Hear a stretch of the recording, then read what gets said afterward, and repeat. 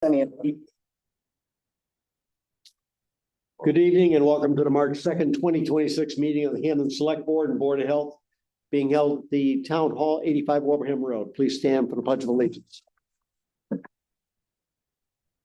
I pledge allegiance to the flag of the United States of America and to the republic for which it stands, one nation under God, indivisible, with liberty and justice for all.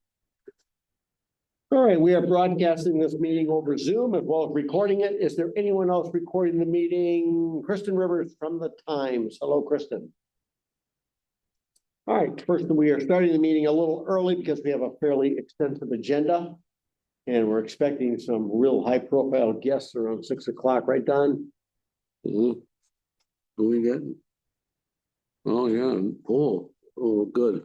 Yeah. But I can find out about that double pole on Ames Road. Okay. Not those, not the grip. Okay. First, I'm going to just, we do have a couple of minutes. Executive session, we have some 3 executive session minutes from the November 10th, November 24th, and December 8th. They were solely for the purpose of meeting or discussing the highway union contract.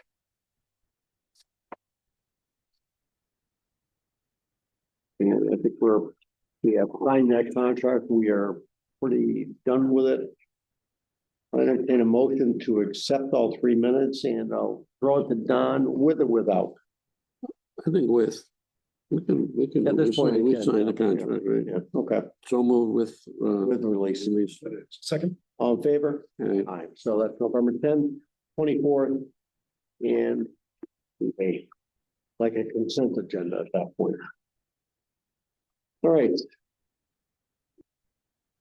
And we have first on the agenda the fire department, and they brought us their budget. Hi, Chief. Hi, how are you? Thanks Hello, for having Pete. us tonight. Thanks for having us. I appreciate the early. Thank you. Do you have a copy of our? Take a pencil right there. It's fine. So, Chief, tell us a quick overview. What are the changes to your budget? The only changes is a little bit operations, only covered cost of exceeding expenses of the natural gas bill from Eversource and National Grid Electrical. These are increase we took last year's and how much we're paying this year.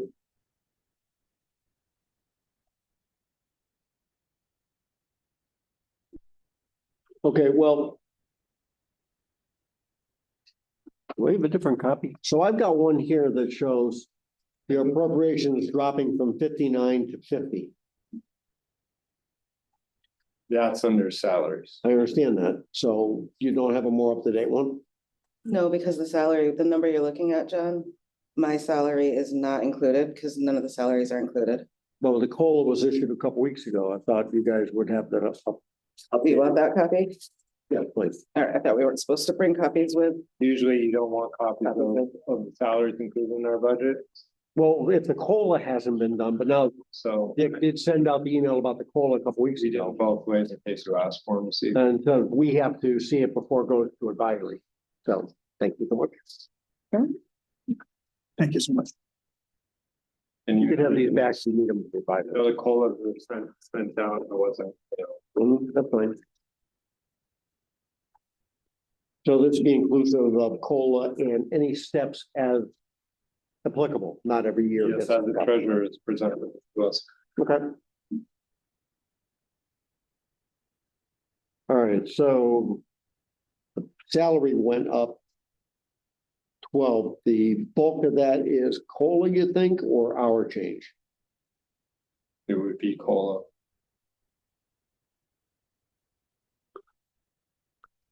That seems about right. 12,000, 2.5%. Okay. And then the fences, as you said, you threw a little in for operations.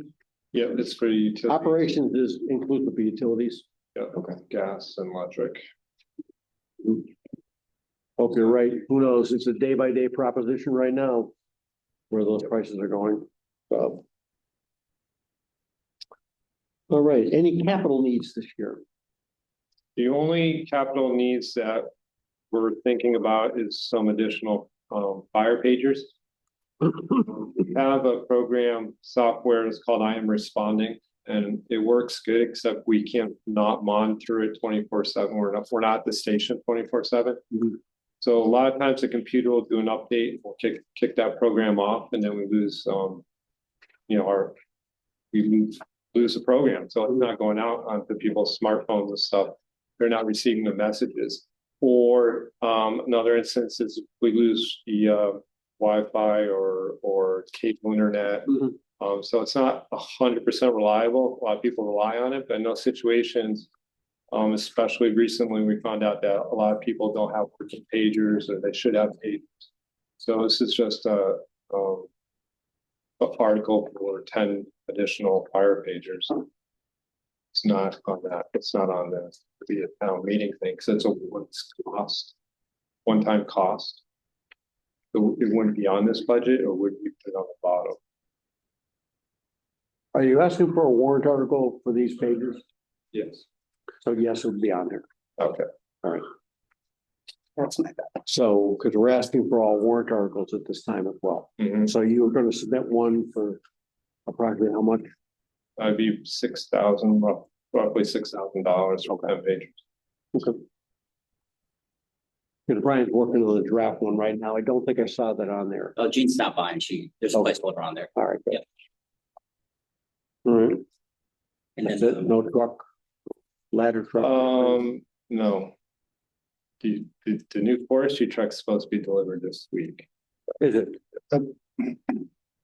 just in time for open burns. Great. Ribbon cutting. Well, I think I want to have it at the fire station before it's been a long time to wait and get on it, changes and stuff, so I'm not gonna set any final dates until it's actually in our possession. Okay, good. Lettered and everything. Sure. There's all that. Great. Any other questions for the chief?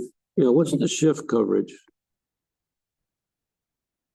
That's for like if people go out on vacation or sick days, we need money to pay for them, because when they're out, they're still getting paid.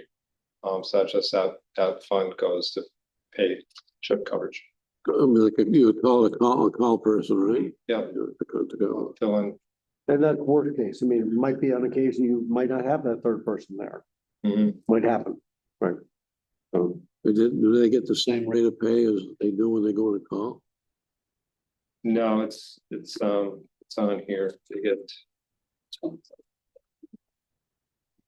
Yeah. 2606.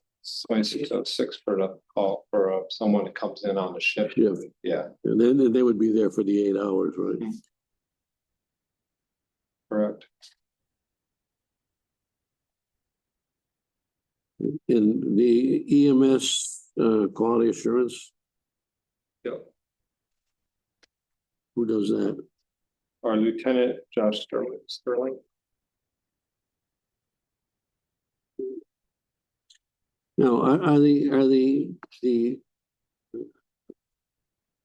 and that's for your department. Mhm. And does the ambulance service have the same thing? They must have to do that too, right? Yeah, Yeah, they must have to. yep, requirement. Well, is your pay a salary or a stipend?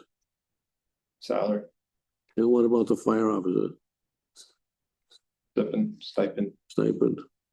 So I was just wondering if that goes towards our Hampden County retirement, how we have to. No. Okay. Forest fire expense. Well, with the new truck, you probably won't have a forest fire expense.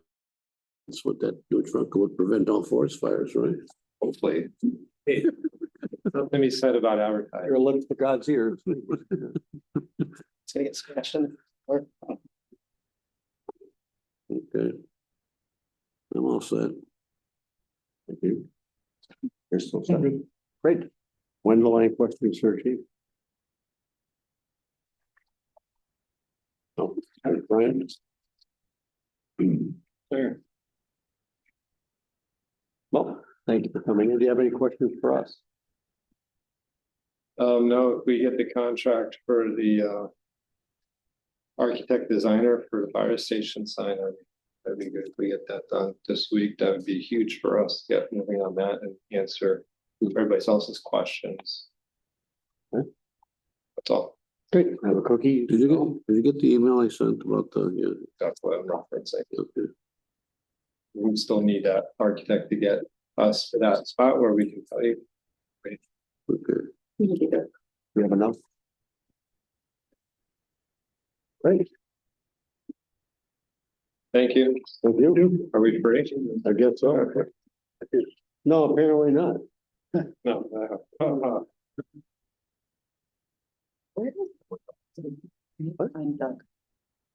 They're gonna be in the room we used to be.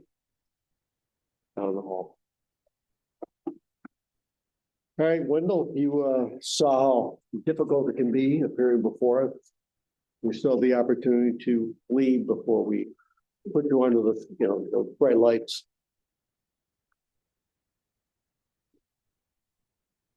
Here I am. So, How could we divide up the enforcement and the inspection? Does that come like from a revolving fund or something? Or you just, Originally, when I was hired, it was strictly inspection, and then John slipped in the zoning enforcement about 8 months after I was here. So that's why I think Cliff had added on a separate line item, but it's always been, in my time, it's always been 2 items. Correct. It just encompasses it in case someday, I think if the town wants to hire a retired cop or something to do it, or I think that's why it was busted out kind of like that. But realistically, zoning and building are hand in hand, so you really can't not do one without doing the other. Right. Doesn't include all the complaints or. no, but it always have been funded 2 separate ways, but now it's lumped on or whatever. It didn't slip in. It was just a way accounting measure at that point. Sure. Now, obviously you get a lot of offset, so to speak, it looks like a heck of a number for inspection, but you earn a lot for the town as well with this inspection, So far, which all goes to the general fund. this fiscal year, we've brought in around $70,000. Mhm. My department, I try to structure it so that the way you're supposed to structure it is it basically offsets itself, but we're not Revenue neutral. we're not a profit Right, center. right. Because, I can't just keep increasing fees. It'll be kind of like a backhanded tax to the people. Sure.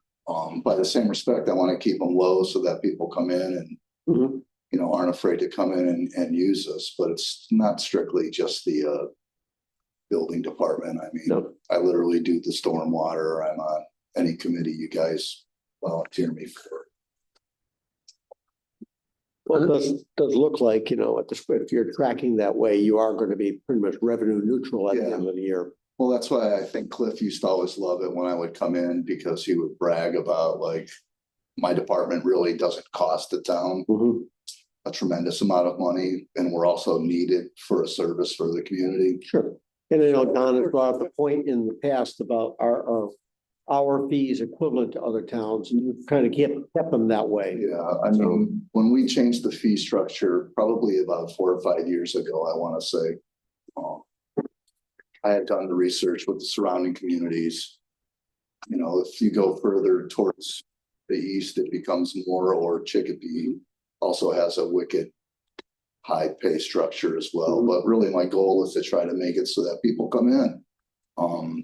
And I'm not stealing their living room floor when they pull a permit, there's a balance there where you don't want to overdo it, but you also have to pay for the service. I do want to thank you also. When we did the move back in November, and I would come in here and I would see you actually constructing benches and counters and stuff like that. And Don't tell everybody that I'm a carpenter. I'm not sure Because I wanted us to have counters. I understand that. I wanted our counters to be handicap accessible. And I got that, but Don brought up a point. Did you take out a permit for that counter? I gave myself permission. Okay, just check. Did you pay the fee? I think you guys paid the fee on that. Thank you. It was. But no, it's pretty nice looking. Like I said, you worked on it and thank you for that. Yeah, you're welcome. I wanted to help her out too, because, you know, we had limited time and we wanted everybody to get in here. And again, it was important for me just to try to have something that we didn't have at the old town hall. Right. And there were quite a few offices without any barrier, Mhm. you know, and it's fine when people are nice, but sometimes they try to go around the desk, sit on Karen's lap and look at what she's looking at on the computer. So we don't have to worry about that anymore. Yeah, I think that's not something we encourage. Well, I think if you go around to most of the surrounding communities, their town halls have counter space where they can serve the people, and that's all we ever really wanted. Right. But with regards to the other stuff, it's level services. Right. Tried to keep the funding the same. Mhm. Karen is due for a step increase, I believe, this year as well. So that reflects that. But other than that, we're where we are every year. And again, my goal is to try to be a no-load department for the community, but you know, we are a required department, so. Oh, I see. Yep, it's backwards. All right, that explains it. It's step and grade. Right. And stuff. Right, anybody else? Does that reflect that though? Yeah, because it's backwards, step grade, not grade step. That's why. Still grade 4. step Requested 5. grade. That's just Yeah. a Selectboard portion. Yeah. Yeah, it's good. Requested grades. So it's still, so it's still Should be grade 4 or 4, but now 5. it's up. And that figure is the right figure? Sounds like it. I mean, it's up roughly. It's only like of a buck.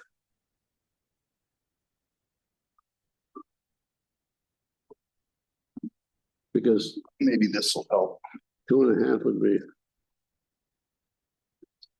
That was just clarification from the treasurer with regards to where we're going. Oh, I see. I He think may that, have got the I think, step remember in we the- did the grade change. And so until that time, he was going to wait for the grade to catch up to him. okay. Yeah, okay. that was my first salary to catch up to the grade. Okay. Okay. Okay. Got it.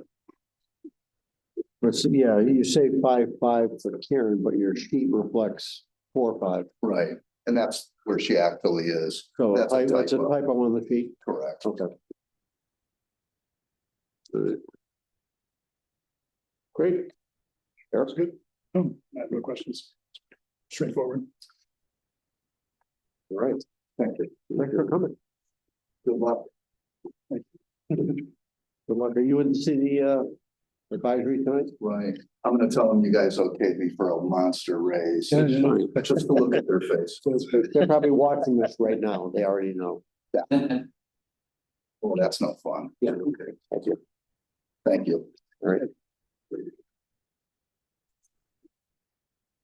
All right, we're a little early for the public hearing. Are you all here for the public hearing? Yeah. In Grove? Okay. That's gonna be at 6. We have to have it at the time we posted.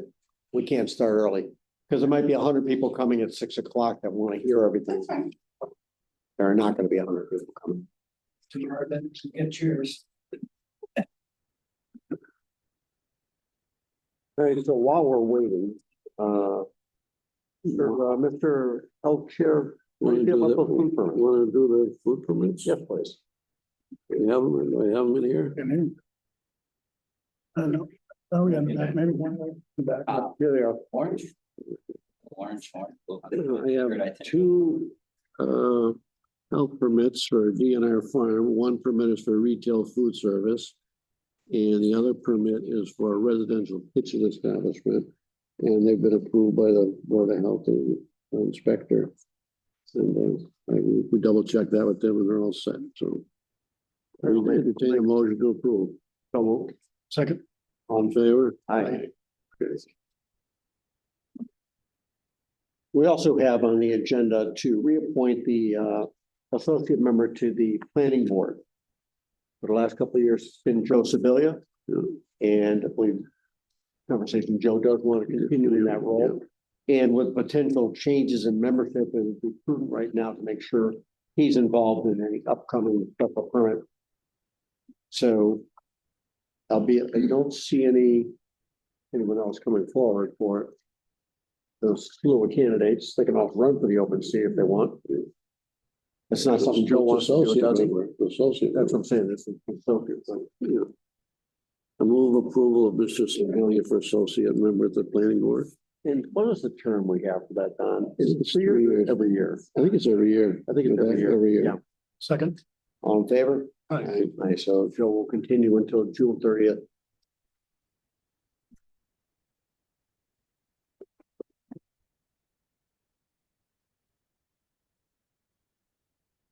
Sorry, Ted, didn't get the memo.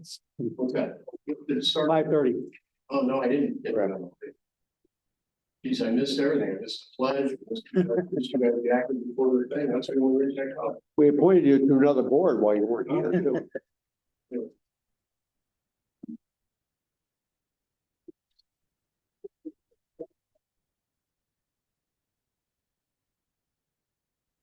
You have warrants? Well,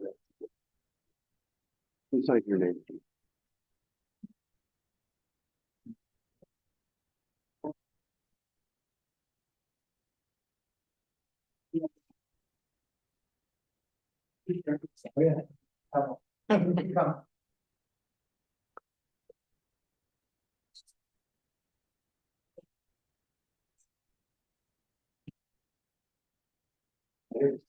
What do you do? Mine. I didn't use mine.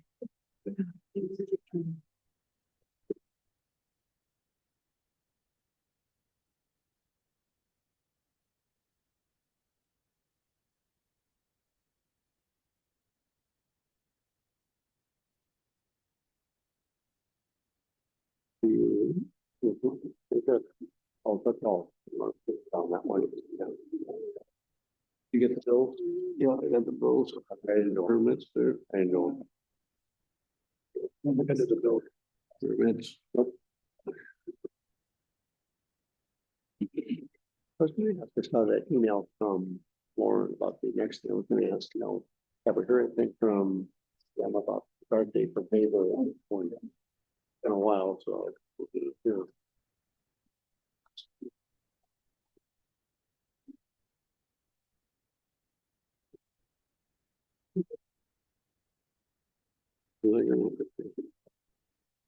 This is a good thing. Brian, do we have this? Do you have this on the computer if we wanted to throw the map up?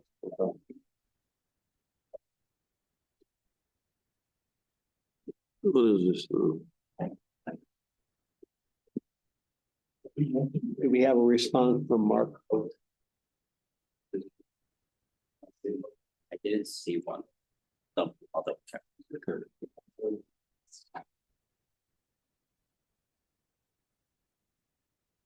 So Sean, we knew you were coming, so we asked the chief, just in case. Thank you. Chief Duncan. Did we expect a problem or we? Yeah. Oh, I'm always the problem. I'm always the problem. Sit fine. It wasn't for you, it was for them. We have cookies for you. A couple more minutes. I have one. Don't go by that clock. Go down. No, Lauren says Mark has no objections. all right. What are they putting this for? I always think that is good. I'm sure the chief is good with that new poll also. What now? What? What chief? Had to find out in 2 minutes. Spam poll. Names.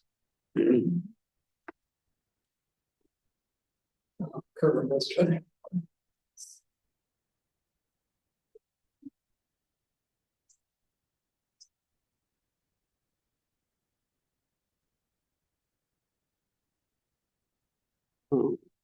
Yeah, think about to come to any more solar panels, the ones that go in. Is that the solar project? Oh, way up. The one where you look at always shared between Wilbraham and us? I was. I'm surprised. I know who runs the One- department. One is that, The Brents. I mean, I know. Amy is like huge long road, but. I don't even know where they. Yeah, where the boys are, about 1/3, 2/3. Yeah. Was that called blue something? Something like. Yeah, it's blue, something, yeah.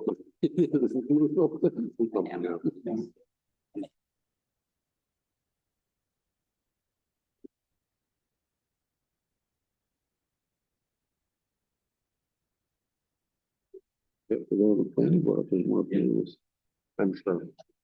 Well, maybe it's on the Wilbraham, so the other thing that would matter is the pilots would have to readjust the bill. Yeah, which I'm sure is in them. Good for us. That's what it's for. Or Yeah, maybe well, some- right at the beginning, that's the whole purpose right there. Yes, it's interesting though. Why they would need a pole just for that purpose. Accommodate adding more solar. Mm. That's one of my former teachers. It's a long span too, 100 feet. But it's still like, why would you need a pole just for that purpose? You'd be increasing. And I was pretty sure that was sort of from Wilbraham to, up a month's road. They don't run that heavy wire all the whatever interconnect. All right, it is 6 o'clock. I'd like to call a public hearing to order for the purpose of a poll hearing, a joint request of National Grid and Verizon to install a pole on Ames Road. This is the time and date for that meeting. Who do we have representing the petitioner? Hi, I'm on Zoom. All right, Charles, hello. Hi, how you Sure. guys doing? Good, you're appearing before the Hampden Selectboard, acting in our capacity as the permit grantor. And what do you want to tell us about this application? So basically we want to install a midspan pole where you see it's pole 17 and a half. Sorry, 1 second. So we basically want to install a midspan pole where you see 17 and a half between pole 17 and pole 18. The reason we're installing this pole is because on pole 18, they have a riser pole for an underground service to, I believe, address 150. And according to our practices, we can't put a transformer on pole 18 with a riser pole. So we're making that midspan pole so we can attach it for the solar farm, attach the transformer for the solar farm. So, and I see that in your application, you talk about adding the potential of adding more panels at that farm. Yes. So this is a currently existing solar installation? Yes, I believe so. Do you believe so, or it is?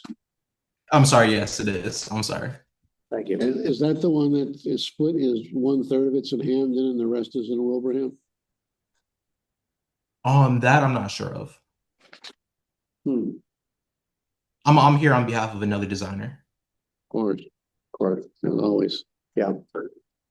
Well, and then it does seem to be, and I think, Don, you're reflecting at that point, that sometimes it doesn't seem like, no offense to you, but we're not getting people who really are tied into the project. Like they cut cards and the loser comes to our meeting, you know? Yeah. Sorry, Charles, but I mean, it doesn't sound like you're really that intimately involved in the specifics of the project. No, I was only told about the details about it, but I didn't have any. I wasn't involved in the designing process of it. Yeah. But I'm aware of what's going on for the most part. Okay, well, I mean, from an aware standpoint, this kind of is telling us that, oh, by the way, they're expanding that solar field. And which Yeah. we wouldn't know if we didn't know about this pole. The purpose of the pole itself, because of the rule about holding a transformer, et cetera, that part seems fine. I'm a little more concerned about, what do you mean you're expanding the solar field? Obviously, I believe the town has a pilot in place for that, and that would have to be gone over with the assessors as well at that point. All right, thank you for that. Do we have anything from town officials? The highway superintendent is acceptable. Okay.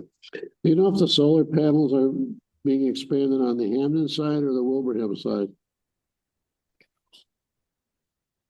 I can pull this up. Let me see. I'm sorry. I can pull up the information. 1 second.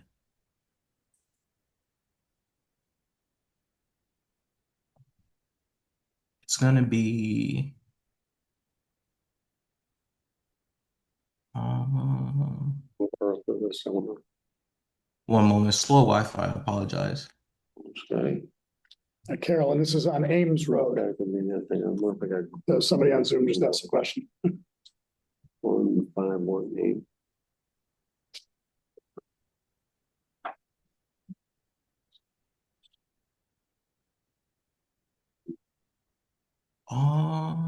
When Ames Road comes up as a residence, Yeah. What? comes up as Yeah. a residence. Yeah, don't see any. It doesn't look like it's crossing into Wilbraham. It's at a residential house. All right, so So just panels on the. so is it, so the panels being added to a residential house or to the solar farm that's there? I don't see any solar. farms. So it's a residential home. Okay, well, are you here speaking on behalf of the owners or anything? live at 158. 158, okay.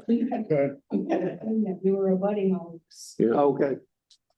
So I'm just trying to get a sense of, first off, for a home installation, to hear of a transformer upgrade is pretty, in my experience, unusual. Yes. Because we're looking at the house here, and it looks like a normal, unless they're adding panels to that back yard or something like that. if they're gonna do that, they're gonna. We have to check with planning board to see what's going on there, if they know anything about it. Because if they're adding panels in the yard, they have to get a permit for that too. Right. So, too bad we didn't keep the building commissioner. All right, Charles, I don't mean to be obstreperous on this, but I think we're going to get a little more information about this before we go further. Don, your thoughts? Yes, I think we should. Agree. Yes, I agree. We need a little more information. Right, and no offense to you, again, you got thrown into this, you don't have a lot of background to it. So, we're going to, Brian, you can help me out here. Should we close the hearing? Should we In order adjourn to the not- hearing? In order to not re-advertise it, there should be a motion to continue the hearing to a date, time, and place certain. Okay, I would appreciate it if that can be done, so we don't have to re-advertise. well, if it makes you happy, People don't want if it makes you happy, it Anymore. makes us happy, Brian, so I'll entertain that motion. I don't see why they can't do it in 2 weeks. So that would be 9/16. All right, I move that we continue the hearing until 6 p.m. on March 16th, 2026. Second. All those in favor? Aye. Aye. So, Carol, we're going to try and do some research on our part. We'll probably be reaching out to whoever sent the applicant or the application and look for a little more information.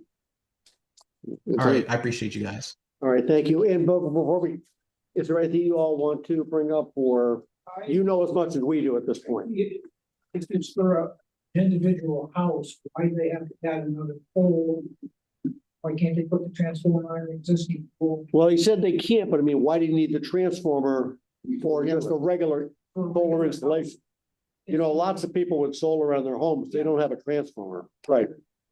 So a little more explanation. We need it, you need it. Yeah. So anyhow, now you got the directions for here. We'll see you back in 2 weeks. All right.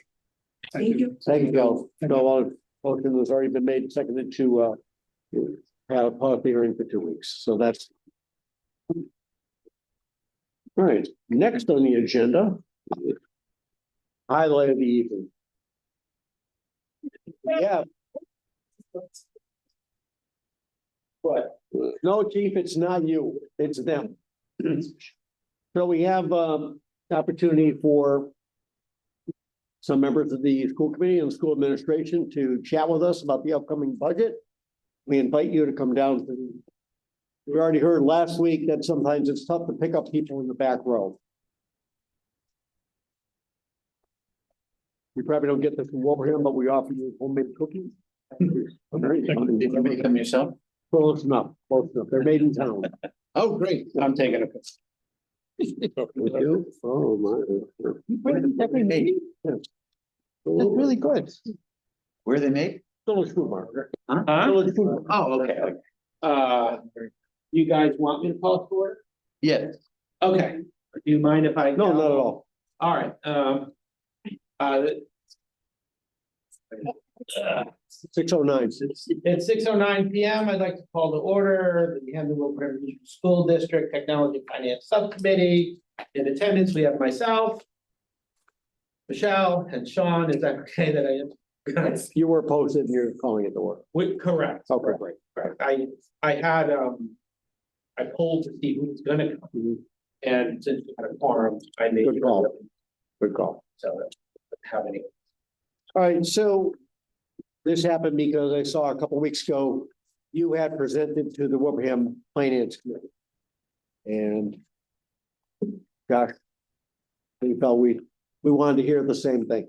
And we knew that if it took a couple weeks, the numbers were going to be even better when you came to us. So before us, we have obviously the Finance Subcommittee, Dr. Kirabasi, Michelle, the school chair, thank you. Sean Kennedy as well. And we have Dr. Provost, Dr. Slaughter, and thank you both for coming. So, who wants to kick it off and tell us the good news? Well, I guess I'll start with the good news and then let Doug fill in a little more detail, which is that your wish that the numbers would get a little bit better has been fulfilled. Not a lot better, but a little bit better. So with that, I'll turn it over to Doug. No, we heard enough. So in your packet, there's actually two pieces to that. At the very back is some stuff on capital. I'll touch on that at the end, but that's the last 6 or 7 pages. It restarts the numbering when you get here. But the first part, I think the biggest problem is their paper budget. yeah, exactly. Needless to say, we had a conversation with our student services director and the superintendent this afternoon, and we actually adjusted some of these numbers literally at 4:30 this afternoon. We had some good news in that regard. There's been some recent developments around some expectations for some kids in the coming year, improved our student services line. So on the front page of this is sort of a summary of everything all together. As you go through it, you get more of a line by line of the last 5 years or so of the actual spending, fiscal 26 budget and the proposed budget. What's that? These extra copies of. Yes. Numbers are changed. So things to point out that have changed since you probably last saw this. Student services, like I said today, is about $200,000, maybe a little more than that, better today than it was yesterday. So that's a good direction for us and helpful in that regard. The other major change since the last sort of published version of this was in transportation. We worked with our transportation provider, Lower Pioneer Valley Educational Consortium. We are going to have one less route than we currently have in our budget, which lowered that cost a little bit as well. So those two things have helped contribute to our budget improving. Our overall budget before offsets is below 6.5%. Now it was up at 7, maybe a little more than 7 when we started this in January. Our offsets there in the middle of the page, things that we have for grants and larger resources that we bring to bear have stayed the same over the course of the budgeting season so far. And then at the bottom little section with the green header there is things that are considered explicitly revenue by the state.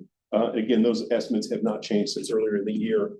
So we've got an estimate for our transportation reimbursement, what we think Medicaid reimbursement will look like. Our interest revenue, you'll notice I bumped that up quite a bit this year. We've been trending a little higher over the last few years. It seemed reasonable to sort of bump that up a little bit. And then a portion of our E&D, our overall E&D for this budget cycle is a little over 1.2 million. So this using 700,000 for the budget leaves about 500,000 for any emergencies or other unforeseen circumstances that might arise during the coming year. All that said, what's left after you take all those things out is what's left to be assessed for the operating and the debt. And those are pretty significant increases still for the two communities. We don't have settled contracts for our two largest unions, our Unit C, which is our paraeducators and our teachers. We have estimates as where we think we'll settle. In this, we've accounted for steps, that sort of thing. We made an estimate of what we think we're going to settle, but we're still in negotiations. Matter of fact, we're meeting tomorrow night, where we're going to continue to work on that and hopefully resolve that fairly soon and be able to lock that in a little better for us. The capital you're seeing at the very bottom of this is just regional capital. There's only one item on your sort of town capital request, which I'll get to later. But the other thing I'll point out is if you're thumbing through the line by line, there are some areas of the budget that have traditionally had some of these offsets applied to them. For example, IPEA is often applied to paraeducator salaries or paraprofessional salaries. So you'll see those. So if you see something that jumps up pretty high, a percentage change from one year to the next that's highlighted in green, we're typically going to have one of these entitlement grants or other sources of funds that are going to help reduce that a little bit so that the year over year is not quite as extreme as what it shows there in the moment. If I can just to provide some context, that the paraprofessional line that he was just referencing is on page 18. Well, if you could just share with me, so what page shows your projected increase to the town of Hampden? Specifically that. So it's right on this front page. And so if you look at, there's a section that says operating and debt amount to be assessed, right? Just before the very, very last little cluster of numbers. Hampden sits right in the middle of that block of three.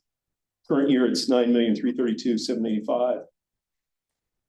The projected amount for the coming year is 10,297,776. Increase just shy of a little over 950,000. Or just under $1 million. Just under $1 million. Right. And that's just operating in debt. The capital, actually, I trimmed that today as well, partly based on some feedback from our friends in Wilbraham. And so that's actually going to be a smaller amount for the regional capital request from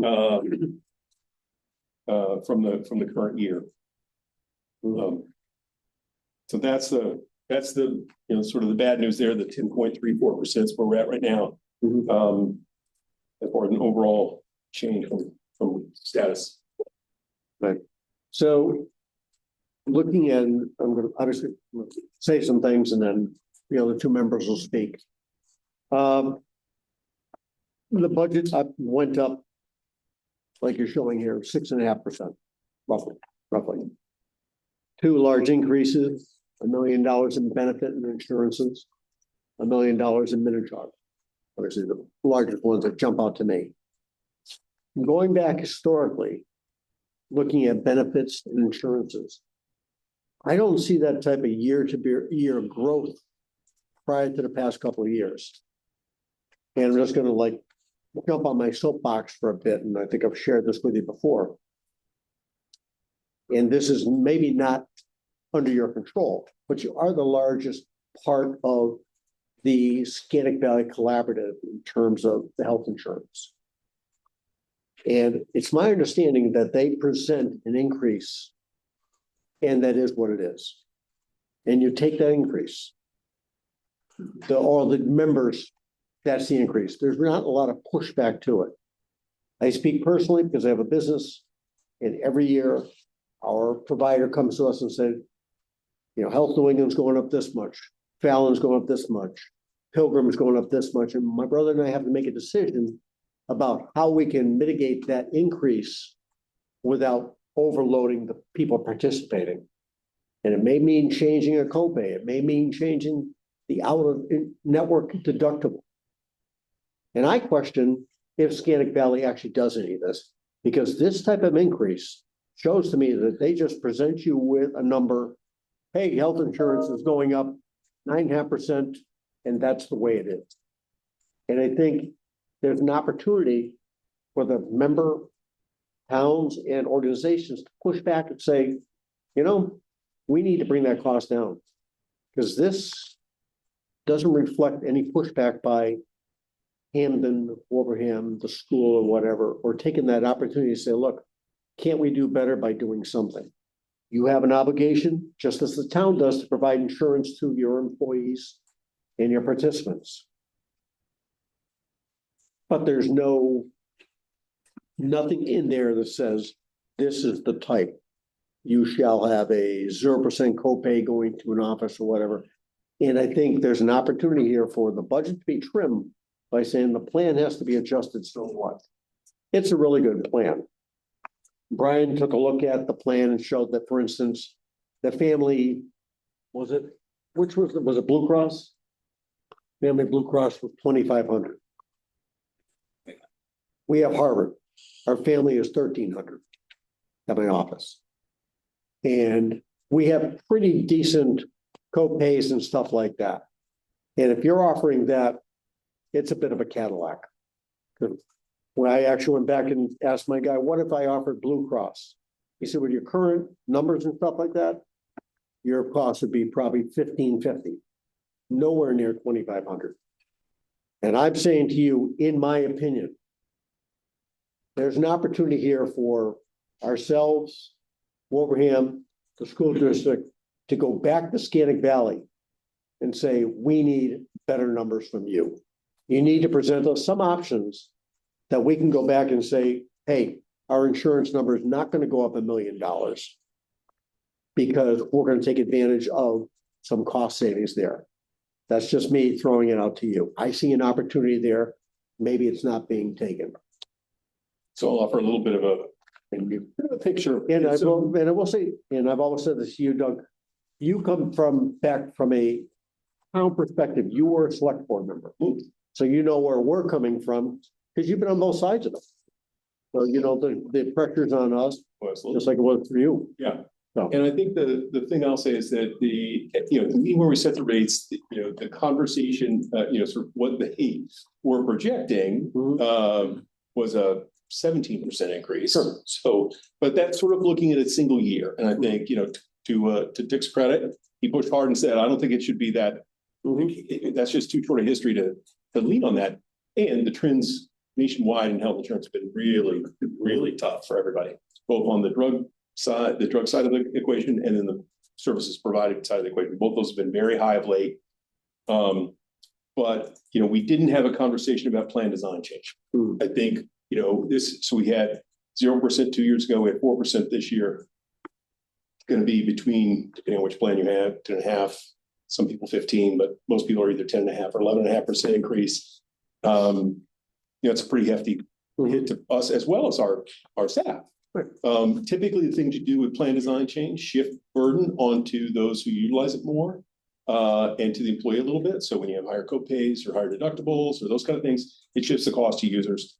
That's part of the conversation. But part of the conversation needs to be with our different unions about those kinds of changes to prepare them for it. Now, it's not to say they have the right to say what it is. We do negotiate, I think, in their contracts, the percentage split. That's it. But that's it. Right.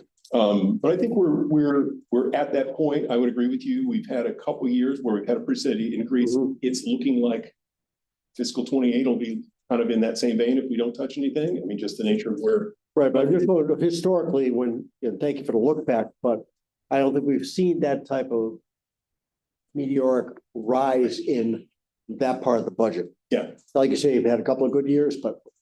Yeah, and I think it's time for that conversation. I think you're right. I don't know and I think we should have that conversation now because different kind of plan design changes, it's one of those things that creates a whole series of domino effects to sort of understand the complex. And so I think it's worth starting a conversation now, quite frankly, with the Scannick Valley. I mean, I would suggest that is part of our coming work in the next couple of meetings. Like, we usually get an update on how performance has been. And I think it's a valid question to ask, like, hey, what are the other things we can do to mitigate these costs? Because to take a hit of 10, 11%. They do pretty well. There were years in the past where we've had the opportunity to have like a month free because they've accumulated so much money they didn't have to bill the towns. Right. And again, same thing. You're not paying these places to make money. You know, their municipal operation, they're supposed to like do it at cost. Right. And that's it. You save a little more for later. Yeah. But, you know, like was said in the town meeting way back when, I don't pay the town to be my bank. Right. Right. Right. You pay it to be efficient or whatever. Municipalities are like businesses. They don't have to make money. Right. They need to cover their costs.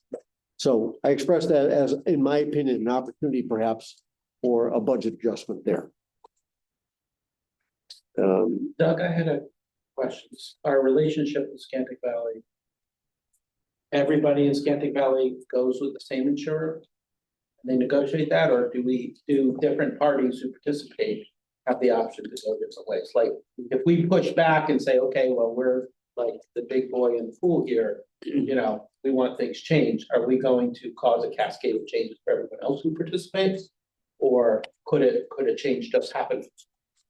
It would be a holistic change. So the plans that are offered and how they're structured is to my understanding, is done holistically across the group. So we have to, as a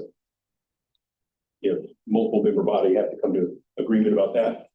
Now, there are aspects that are specific to ours, like split between what we pay versus, as school district versus what the staff pay. That kind of thing is part of negotiations, but the actual plans offered is collectively decided by the members. So there's opportunity to have that conversation that, others may be open to that. And it might benefit them as well. Right, and I will say, you make the point that, yes, there's a change to it, but the participant plan is also paying something, and I don't know if you're 75-25 like we are. Different bargaining units have different numbers, but say you are, and you drop that down by, for example, say you do the 25 to 15. The participant is also saving money. They're getting 25% of that savings on a weekly basis as well. So they may be, who's to say, somebody says, you know what, the copay, I see a doctor twice a year. The money I'm saving isn't even being touched by my 2 copays I go to. And that's a balancing thing. Everybody picks their plan. Whether you have a family, you have a employee plus 1 or a solo, whatever. I only bring it out, in my opinion, that's a place to save money because I see it as a huge increase area. I know benefits and insurances isn't only health. Right. But it's a huge outlier inside. Yes. That's all. Don, do you want You got under maintenance for Green Meadows, you have $45,000. That for specific things, or is that just to have there just in case something goes? So I actually double checked today since you posed the question. So I appreciate you asking that ahead of time so I can look it up a little bit. It's a variety of different services. A lot of them are, plumbing repair, electrical repair, pest control, those kind of things. Things for our, PA system and bells, security system. So the lion's share of that. So we budgeted 36 for the current year. I think that number's too low, and I'm looking at the whole history of it. That's part of why I bumped it up as much as I did. Right now, as of today, money out the door, 31,000 at 36. So I'm probably and we've got 2,300 or so encumbered. So we'll probably hit all of that money by the end of March easily, maybe into April a little bit. So then the rest of the year will be, robbing Peter to pay Paul, as they say. So I think it's a variety of things. It's no specific, projects or planned activities. I mean, it's a general dealing with things as they arise that need attention and repair. One of the things that when we talked about the core program that we're concerned about is that they would continue to do maintenance and repairs at the Wilbraham Middle School. Is there in the budget for that? Yeah, so in the capital, in the regional, actually you actually have it here too, because the Wilbraham capital is in this as well. And so you look at those last few pages of the packet there and get into sort of the green sheets. You'll see some projects for the middle school in particular. We've got 40,000 for some exterior doors. We've got 30,000 for some HVAC work. Another 35,000 for some repair work for sidewalks, that sort of thing. So we're trying to chip away at a few things that are most challenging to keeping the building functioning well, and yet that will also get a fair amount use of before we might have something else online, the core program project. So we're making some, requests there. Is that door repair part of the regional budget, or would that be a landlord problem? That's a. So it's technically a landlord problem. So we suggested as a capital project, because it's of enough size to qualify, it becomes, we sort of, if they approve that as part of their capital plan for the whole of the town, we sort of manage the project for them, but the actual, balance sheet that it goes on is the town of Wilbraham's, because they own the building. I took part in that tour there. You probably could find a couple of nice doors over at Memorial that aren't being used and just move them over.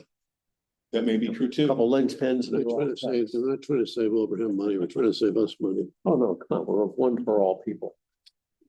I'm long past that, my friend. He's just an old curmudgeon, let him go. I mean, the importance of that, as you know, is for the core program, that we're insisting that, we continue to, as much as possible, fix it and keep it running so the kids are safe and the staff is safe and that type of thing.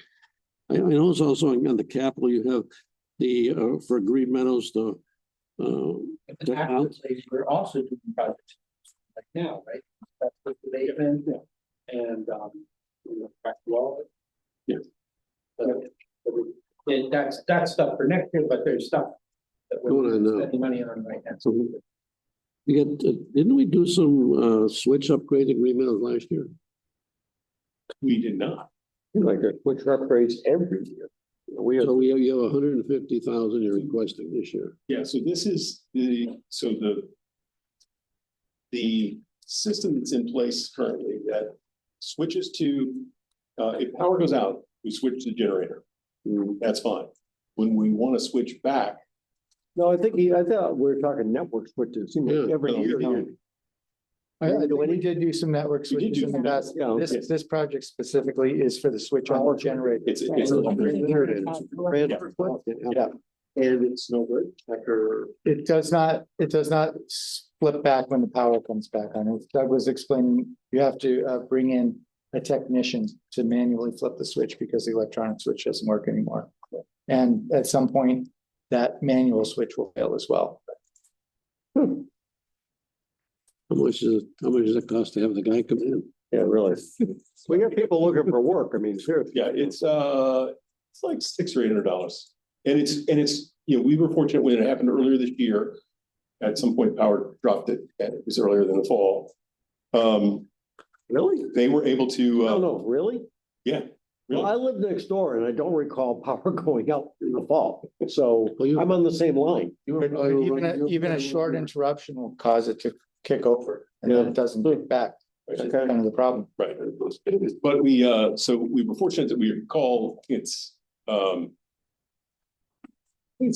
No, it's not Eversource. It's National Grid. They were able to send a technician out, within a few hours to do that.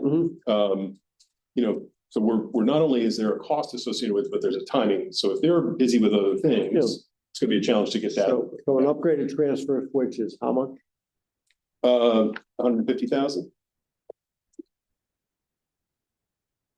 You want the job? 600 bucks. Okay. Yeah. All right. We understand. Let me use one So somewhere. it's been kind of failing a little bit at a time, but it's gotten. Does it fail? Does the power go off if there's not a storm or something? I only know of one instance this year we've lost power where the generator kicked on. It's really, so that part works great. It's just sort of when the power comes back to the system, and the generator doesn't power the entire building. It just, sort of essential services kind of thing. So, so when power comes back, we're dependent upon being able to connect with these folks and have them come out and make that switch. And at some point it will entirely fail and not be able to be, sort of switch back on. How old is the switch, Doug, and what lifespan do we expect? We got that one when we did we put the new generator in when we did the expansion to Green Meadows back in 2002, roughly. Yeah, so it's probably up at 25 years. Yeah, 25 years. Yeah. But it just seems like 5 years, that's not. when you transfer switch. And I'm sure that generator is probably in the, I don't know, 100 kW, 200 kW range or something, which I thought was sized for the whole building. That could, And I'm just, that's a stunning number for a transfer switch as opposed to it's working to flip over when the storm happens and to flip it back. That is take the transfer with the generator offline and connect back to the grid. So, I can confirm the numbers. yeah, please, it's just, Absolutely. Nothing to do with the budget. Are you guys gonna have an amendment to the regional agreement for the town meeting? So that question for Michelle or for. I knew you were gonna have some questions about the regional agreement, so I brought the most current version of it. I can walk you through changes. For the dated time stamp as well.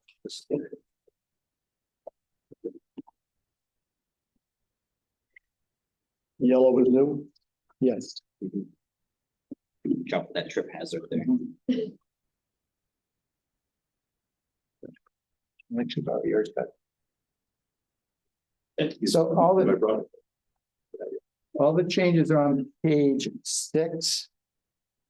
And these changes were put into this version of the agreement after the discussions earlier in the fall regarding going into the core program. The rationale for them was to prepare for a future state when there would be a regional building of some sort and capital costs would be shared between the two towns. So what's changed specifically here on page 6 is paragraph D, which was the paragraph that really wasn't gaining any traction, is now removed. And then paragraph E is revised so that it references not only grades 9 through 12, which is Minijog, but is grades served by that property. So it would kind of an elastic clause, if you will, that allowed any type of grade configuration that was a regional building to fall under the same sort of cost share agreement that exists for Minijog, where costs are split based on the enrollment, proportion of the enrollment students from both towns. That was presented at a planning meeting a couple of months ago at this point, I believe. Not the one you were at?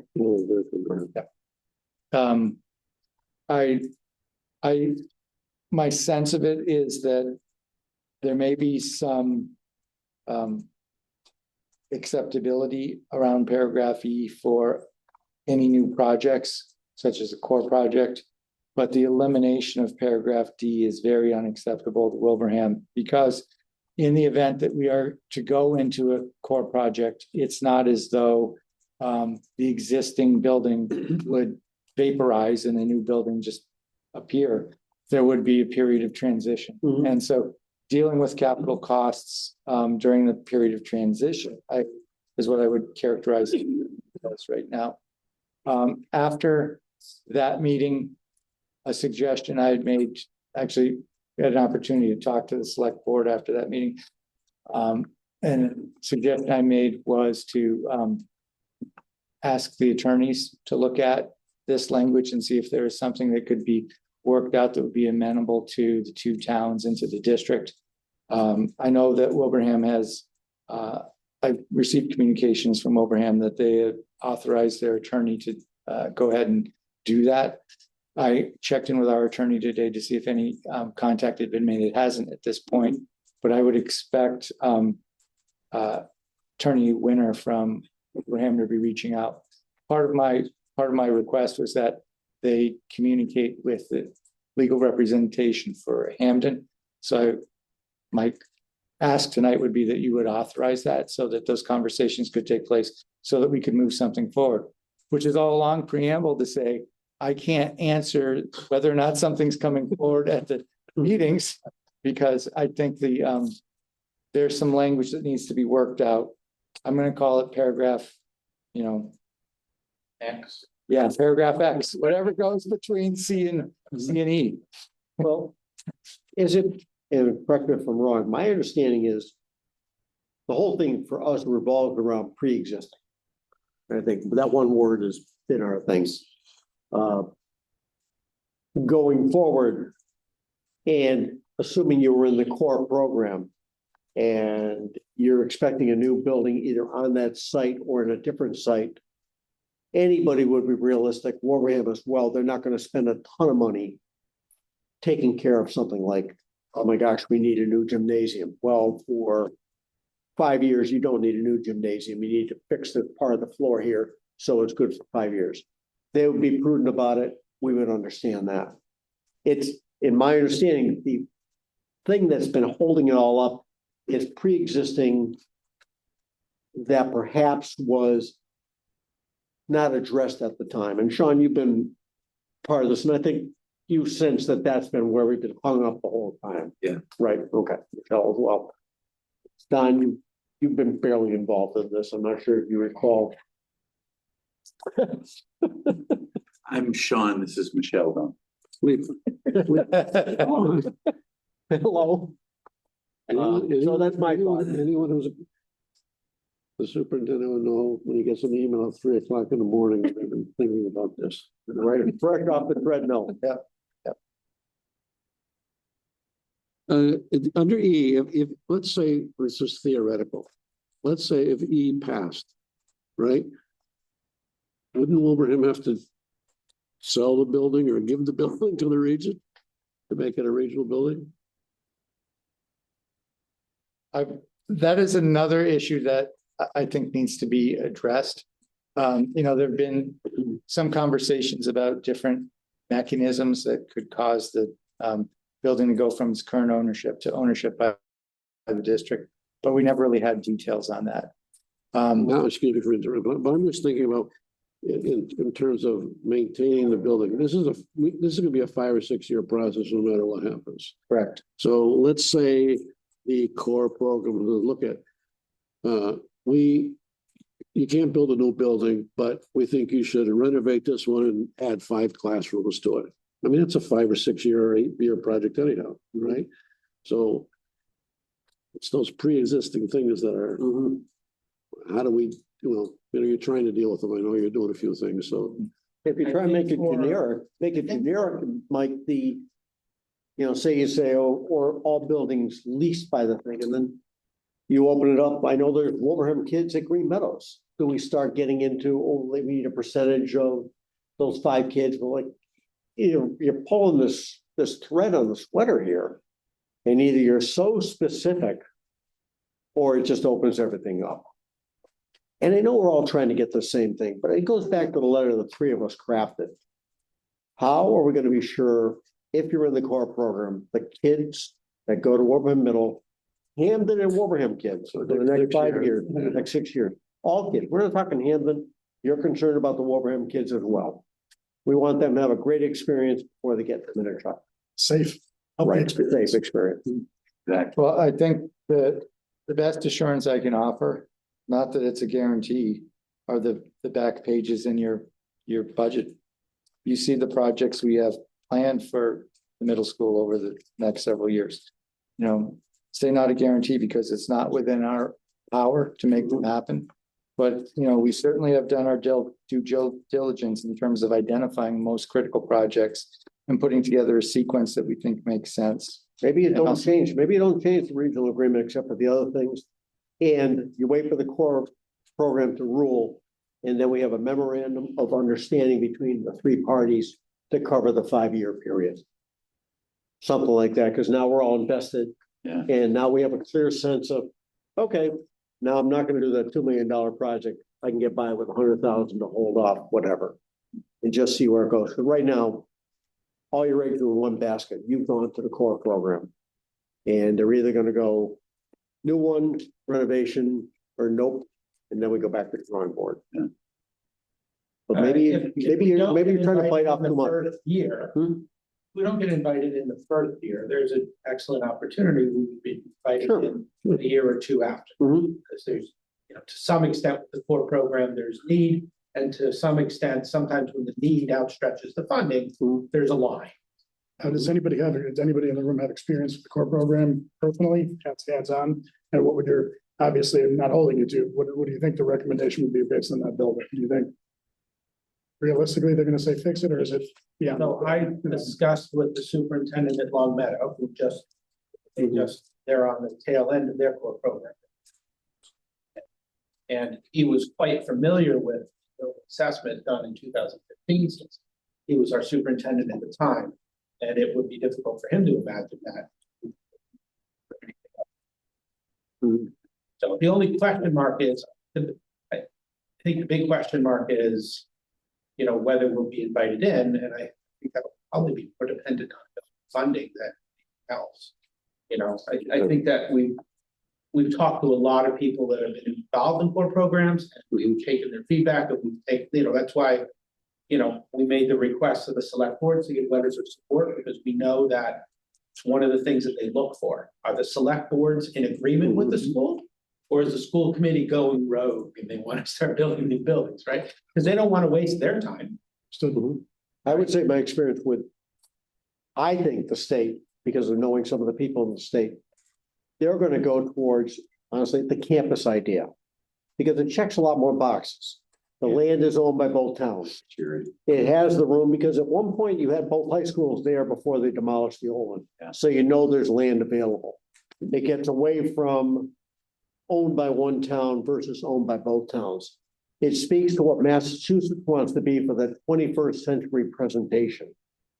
It speaks to consolidation of resources. The district office is there for both buildings. Your 8th grader can walk next door and audit a high school class, which is what Massachusetts wants to present as educationally ahead of the game. I think they would go that way because of what they've done in other places in the state. East Hampton with the campus, things like that. So just my thought. If I may throw one thing out on the timing, remember, this is an every other year program.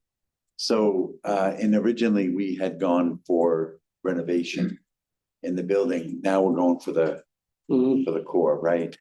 So the core program. So if for some reason we do get bumped, it's just going to add another 2 years onto this cycle, another 2 years of the kids in the same school, another 2 years. Actually, the core program they offer every year.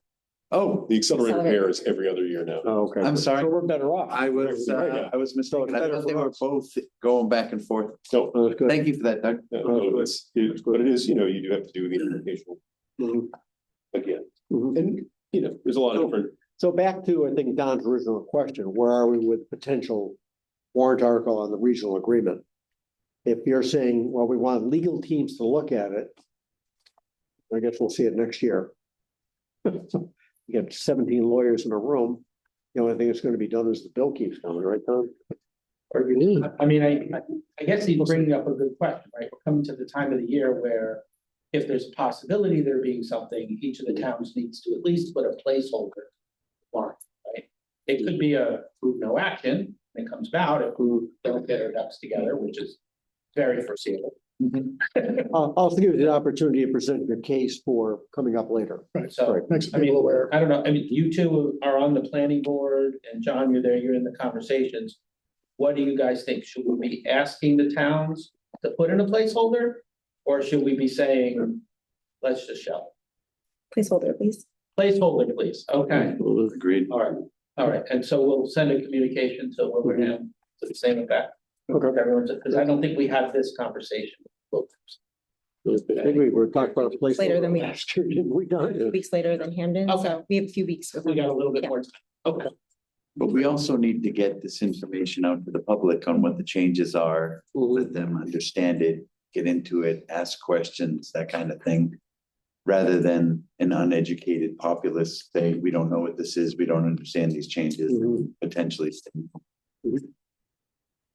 Very good point, Sean.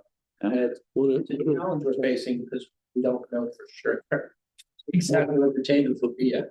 And it could be that we have changes decided, but maybe we all feel it's too late and we haven't become move no action because we feel like we haven't been able to campaign it. That's a great point. And just to kind of back to the budget stuff, kind of, this is going to be an unpopular question when I ask anyway. seen the news, Yeah. company is here, they're laying off, this one's laying off, cutting this, they're outsourcing this. With this budget, is there any kind of cuts? This is not a suggestion on my part, this is just merely just inquiring. No, Is these numbers with an increase that size, is this mainly insurance, or is there any thoughts of cuts? Is there any services have been cut? Things like that, just questions. This is a, Status quo or? yeah, it's the level services, which would be what we're doing right now, rolling it over next year. By and large, I mean, there's a few tweaks to that, relative to things we know about. For example, like today with the special education changes that we adjust. We know that that's a change we can, plan for. We know what kinds of retirees we have, that kind of thing. Those things are in there, but by and large, we're not there yet as far as Understood. any kind of Just a question. adjustments that way, but it is part of the coming conversation for sure. With the exception of transportation. We Right. do have that reduction in transportation services. Yeah. Right, obviously, we didn't have our budget roundtable meeting, but we typically hear from both the senator and reps at that time. We saw the governor's presentation, which wasn't as fruitful as I would have liked. Right. Typically in the past, that's been the up here and they come back down from it. It's a little scary that Yeah. it wasn't up here and they're possibly there. Do you have a sense from Angelo, Brian, Jake, that perhaps the legislature might do a little better than the governor did? Do we have any kind of indicator for that? I don't have any solid indicator in that. I can say, the history on this is that usually the House and Senate add a little bit more in Chapter 70. The danger is that sometimes they take money from other programs to help fund Chapter 70. So, so we'll see. Well, we have suggestions for other programs they could do instead, and not hurting us, but. And I'm sure they're gonna bring regional transportation back up to maybe even 110% pay us back for last. From your lips to God's ears. Yeah. So, again, it was scary, having been here a while, to see the governor's budget not be the huge one that they try to come under. If it's down here, they come under, that's not good for us. Hopefully they send a message and like, oh, those other programs you're talking about funding, we need to take care of our students instead. Maybe that'll be the happen. Stop at the shrine, light a candle. All right. I apologize for not going too deep into your budget here. I heard a lot of things. We just, in my sense, we wanted the 30,000 foot brought down to 1,000 feet. Where can we save? What are you seeing? When do you might see another thing? And give us that personal update on it, if you will. Don? I have another topic. Oh, good. Give me 30 seconds. Give me 30 seconds on the facility rental fees revolving fund. Facilities rental fee revolving fund. So if people use our facility, we charge them rent. To cover, and anytime you do a revolving fund of any sort, which you're allowed to do for certain circumstances, but you have to spend the resources that you collect on supporting that thing. So for us, small capital or projects. So as you glance through this, you'll see some stuff highlighted in kind of a light yellow kind of color. So door locks and doorknobs, that's just something, that everybody that comes to use the building, that's a valid, sort of use of that funding. Where's that authorized? I mean, our revolving funds go to a town meeting every year is this just something internally created under the umbrella of school department? The school committee has to set up revolving fund. So it's in your meetings, you authorize it, not, okay. Yeah, and once established, they stay. But again, we do get audited every year, and we report on all those funds. And so we do have to, if we were to spend money on something else, like, I don't know, buying a superintendent in a car out of that. You always bring that example. Again? That wouldn't be an appropriate use of that. Now, do you sweep that on an annual basis? No, we have a balance. Encumber it? What's that? You could encumber it to the following fiscal year? Yes, Okay. you can roll it forward, and we do, and I will say that, we have not tapped into that recently. I'm definitely, and you'll see it in the capital plan and some other places where we'll start utilizing that resource a little bit more. I think we're sort of sitting on a little bit of money that's great for our, interest income, but not really helping mitigate some other costs that it could and it should, and. Can you collect that for use of the auditorium or the pool and anything else to feed? So it might grow into, now I can take care of something because now I've got a nest egg. Exactly right. And so, we try to do that. There are other ones, some of them are much more modest, like rents for instruments in the band program. So then that helps buy some of the music they use or repairs, or that kind of thing. Those are much more modest. But the facility rentals is one where we have a little more current capacity. And so that's part of why, like I said, you'll see it in our capital plan a little bit to offset some of the things that have been there and need to be attended to and are hard to fund. And there's some operating supports we'll probably use a little bit this year to cover some, cleaning supplies and, paper goods, because those things have gone through the roof this year as far as price. So we'll probably modestly use a little bit of that to help, soften the blow on the budget. And we need to revisit our what we're charging per piece. So one of the things, and this actually is also true with about plan design changes, if you offer the least expensive thing, start to attract, which you may or may not want to do. Right.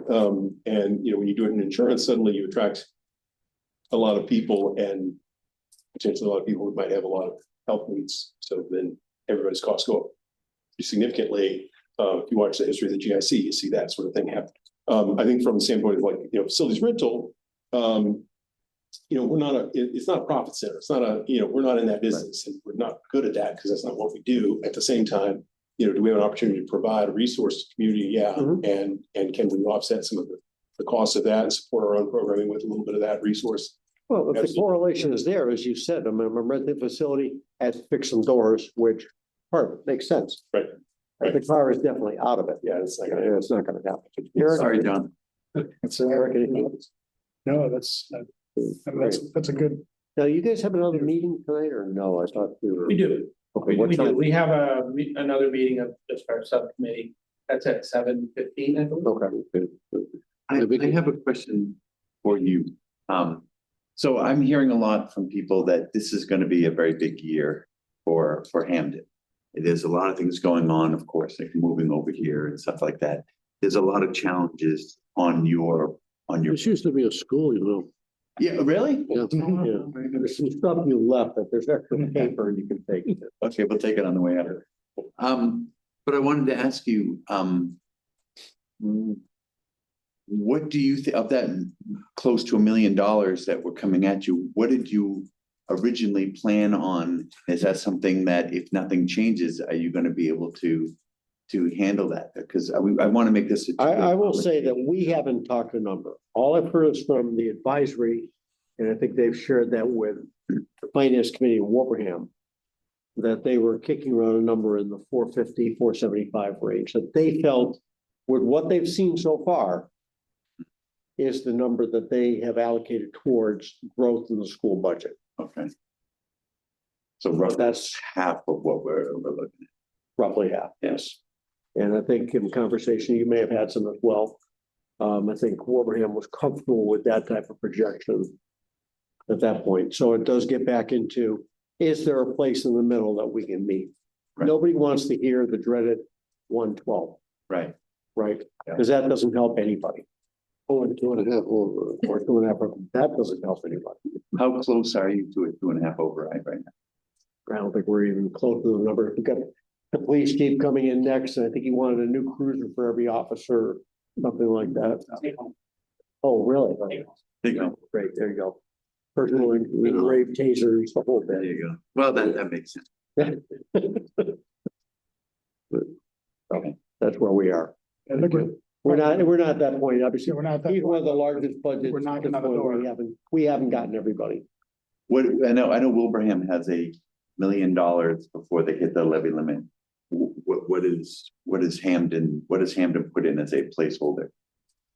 Before we will call it. No. Yeah, so Hampden tries to stay $1 million under the levy limit. When you hit the levy limit, you got to go into a 2.5 override, right? So does Hampden have a little threshold that you always try to keep it at that number, or? Again, still, we haven't got our new growth number yet, so we really aren't even close to keeping that sense of where we are. Are we gonna keep 250 or we're gonna keep 1 million? We're not even there So yet. yeah, it's With our not growth a number, we certain don't- number that you try to keep each year, Right. it's a whatever's going on in each. We get a lot of great advice from the treasurer's office. The people that work in there are incredible. Yeah, excellent. All right, thank you. Thank you. Thank you. All right. You want to resolve your meeting or? No, actually, we're gonna postpone and move, correct? You want to postpone and move? Let me go on. Recess. Right, to recess and travel. Yeah. All right. Mike, take that bag with you. No, no. What did I? One cookie. Yeah, but you won't be on camera at the next meeting, right? We will be on camera. Yeah, but the travel. The next meeting public. Thank you, guys. Thank you. Appreciate your time. Thanks so much. Thank you. Thank you for your time. All right, here we go. Which one's coming forward? All right. Yeah, looks like it. I think that's John. Yeah. Doug, why don't you text them and tell them he left it here?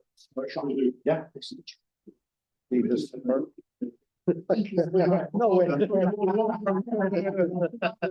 One hand, but go off the other. Yeah, exactly. No cookies. Really? Again?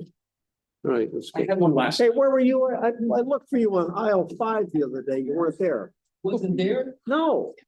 That's funny. I thought of you too. I usually run into you, Jim Jolliker, Carl Sternberg. We're all at the big Y together. Like, I see him at the store. He loves to shop and I don't. yeah, you just like Every it. other day.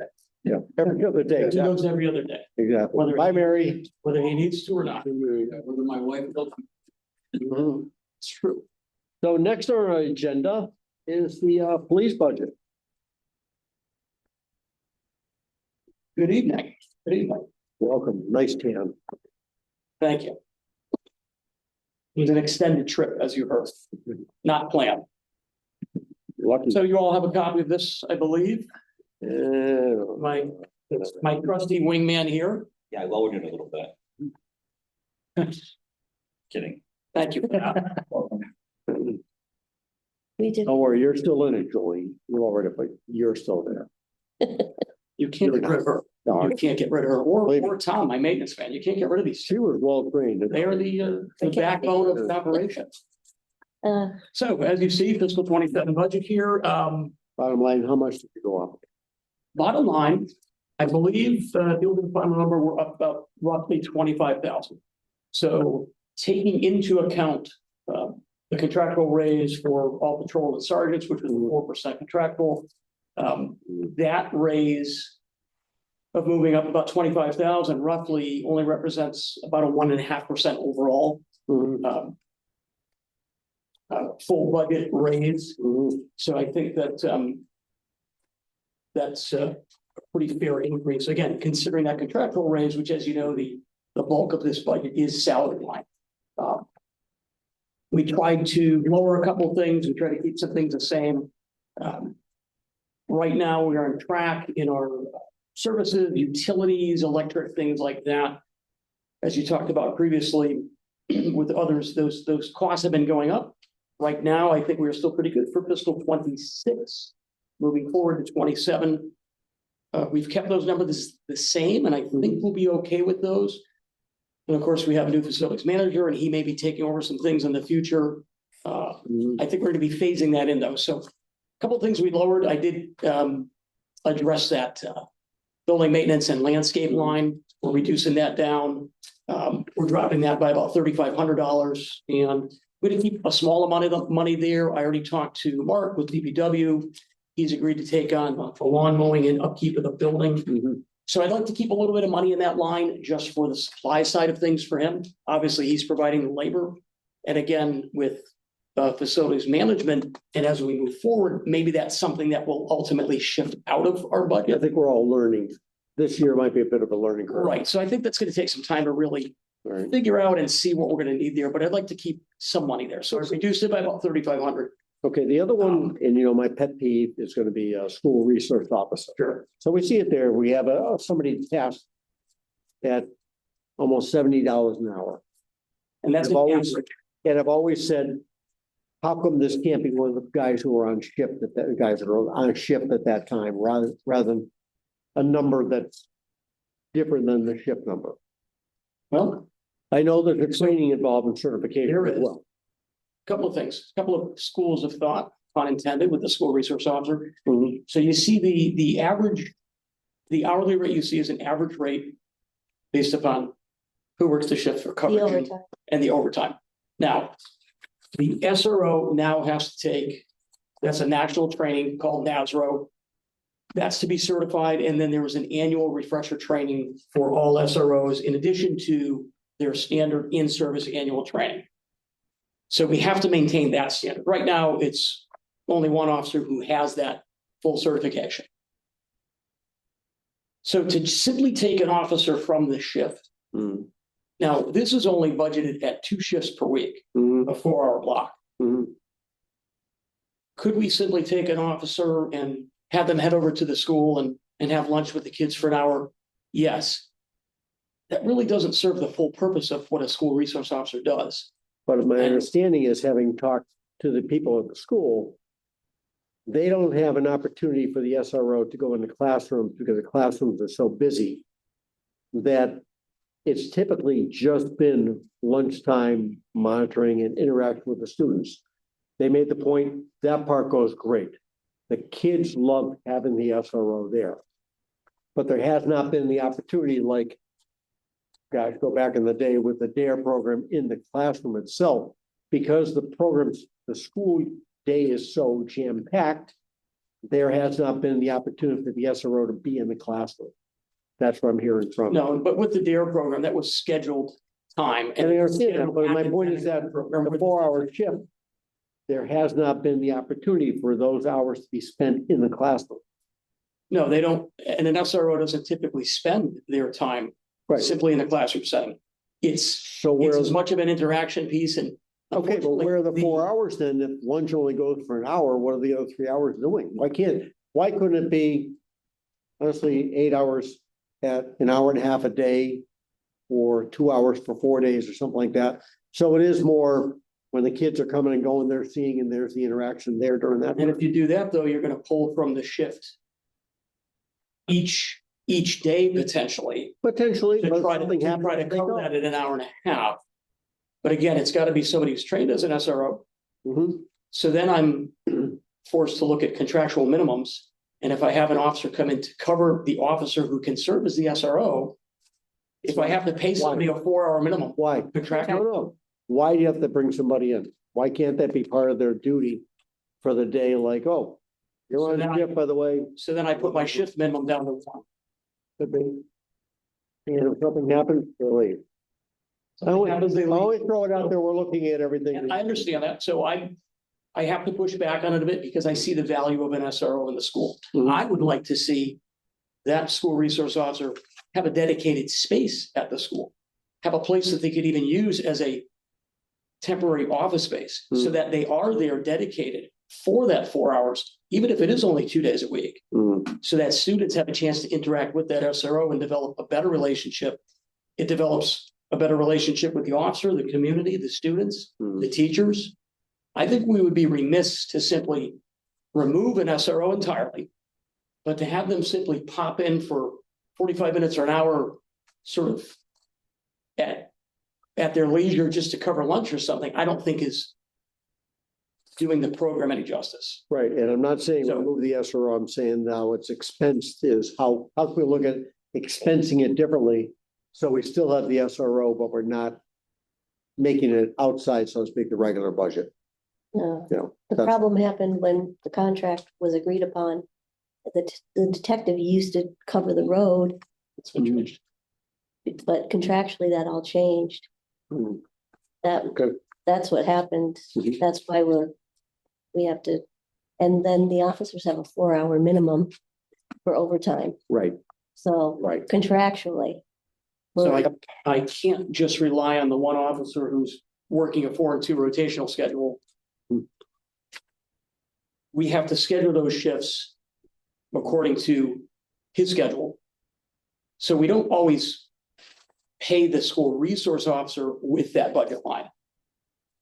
Sometimes it's paying the replacement officer to cover, so the SRO who may be on the shift. So if we decide to do it on Tuesdays and Thursdays, let's say as an example, Mhm. and the officer's working a 4 and 2 rotation. Throughout that 6 weeks in that rotation, there'll be days where he's off on a Tuesday. So on that day, he can come in for 4 hours, work his SRO shift. He's getting paid as the SRO. When he's on his day on, he gets replaced again, if it was a Tuesday, Thursday schedule or whatever we decided, Monday, Wednesday. He may get replaced if he's on shift, so the shift gets covered and that officer is dedicated to the school. So they're not getting pulled away when a bad call comes in or, God forbid, something drastic. I just find value to having an officer Go back. dedicated to it. That's okay. Go back to the other thing. So I understand being pulled in when you're not on duty. So you're on duty. It is your SRO turn. Go over and be SRO. Somebody else is going to come in and cover for you at the 4 hour. Yes. If they're on shift and going over to be SRO, what rate are they being paid? The same number regular as rate. being on shift, Their shift rate. their shift rate. And then you've got the extra there to cover the person coming in to cover. Yes, Well, you budgeted the 69, yes. right? And that that's 69 figures, we just. No, but I mean, that's calculated not, average that's not the hour. That could be used to pay Yeah. the overtime, or sorry, For the the cover. cover it. It's not For always the school 69. resource. Okay, that's clear. Yeah. Thank you. And how, it's budgeted 4 hours. What's the reality? Like when they relieve Hampden at 11 o'clock, what time do they get back to the station? Typically from the school back to a couple hours. Well, Realistically? they're not leaving Hampton though, either. They're going to Green Meadows. Or Green Meadows, excuse me. Okay, So- so, No, it's typically about 4 hours. I mean, it's, oh, is it 4 hours? So it's Because true the- 4 hours. we won't let the replacement officer go after Right. 2 hours. I'm gonna, It's a contract. I'm gonna call. make Well, They could make it Right. for 4 if you're, hours. if you're Yes. contracted for 4, well, you're gonna Understand. work 4, and so I'm gonna have the SRO cover 4 4 hours. hours. I will say, if you're saying the budget went up 25K in totality, that's pretty good. It is. That's Are we saying, are you pulling those? And it didn't before, but are you going to put the cruiser, keep it in the budget? Because I also saw a placeholder in the draft warrant for So it. we have a placeholder for the warrant, I believe. Right. So Or was that a second? no, it's gonna be one. As an SRP or a truck. Either Well, way, we haven't gotten that part there. apples and oranges on the money side, so it won't. Yeah, it's about 40, it was $5,000 difference. $5,000 for the truck, Yeah. 5,000 less for that. Right, or it depends on the bid, on the state bid that year too. Right. Yeah, It really does. So I would my be thing more is- comfortable having it personally in the budget. Because it's always been one car a year in the budget. It's in the And- budget. It's in- No, I'm saying I'm more comfortable with that rather than a warrant article. Okay. Okay, And I would, because I'd like to be, I would prefer to do it that way if we can have a good rotation and every year in the budget. that's how it one was. car. And then maybe So that every it- 3 years down. it Because was now like it's been, you got a car. it's been at least 2 without a car. I understand. Then every So- 3 years, we would have a special town meeting. We pull in the extra car there to try and like Yeah, obviously. catch up, if you will. And sometimes you need to do that, especially if you have something where you get a bad car or Right, a crash or something where we don't replace it. right. So we've kept the cruiser maintenance line the same in fiscal 27 as it is now. But that sort of anticipates getting one new car this year, Right. because if we don't, then we're gonna run into some maintenance issues. Okay, specific to the car, and I know you've had conversations with different departments, stuff like that. The car you're proposing to turn over, the cruiser. Wicked bad shape or just high mileage? High mileage, high hours. So we have 2 frontline cars that are both at right around 100,000 miles Mhm. and getting high hours. Mhm. And they're getting to be more expensive on the maintenance side of things. One of them recently started to experience some transmission issues. We're hoping it just, they can't find anything wrong with it yet, but we're hoping it holds out because, if the transmission goes, that's 5,000 to 7,000 to Right. replace it versus park it, shelve it, don't put the money into it, Mhm. trade it in and replace it because I don't want to spend. Well, I know you mentioned Who'd have the, that? State of the Union. You talked about that there was a conversation with another department head about potentially turning that over, although it didn't seem like it would fit their need. So I don't think it would fit their need totally. Hmm? I don't think it would fit their need. No, from what they expressed before with the towing and stuff like that. Right. So my other thought would be, and this goes, you recall this, we did a pass down for the animal control officer several years back. And that vehicle, as you're well aware, has a high maintenance need. Would this be, and how much trade-in you get on this, would this be an opportunity to explore rolling this vehicle down and getting rid of the red ones? So Because I don't, you would know better how many miles go on the ACO vehicle. in the last year, less than 1,000 miles. So it wouldn't The have, problem with that car is that it sits too much. right, I That's understand that. more detrimental to it than the use, and it's. No, honestly, So I think that, no, honestly, we can take care of that by making you just take it out once a month and do something with it, fine. I think what might make sense is that one is getting very old. Yeah. And I think that rather than trade in one of these cars that has 100,000 on it, but it's many model years newer, at worst, it's a 2021. I think I'm sorry, 22. So I have two frontline fleet vehicles that are 2022s with about 100,000 miles and a lot of hours on them. Right. But that's still a much better vehicle than what the ACO has. Well, that's what I'm saying. It makes no sense to trade it for what they're gonna give Well, us. that's what I'm saying. Why So don't we we just should get rid of the red thing? get and rid of give the red those car to the ACO? and we can pass this one down. I think it's, As long as that makes a little schedule. Hey, look, on the 6th of every month, you guys take it out for one shift or something like that, just to keep it running. Because if Shelley hasn't picked it up in a couple months, whatever, you're concerned about it sitting too much. yes. Right, so we'll just work it in like, I don't care, maybe the SRO takes it.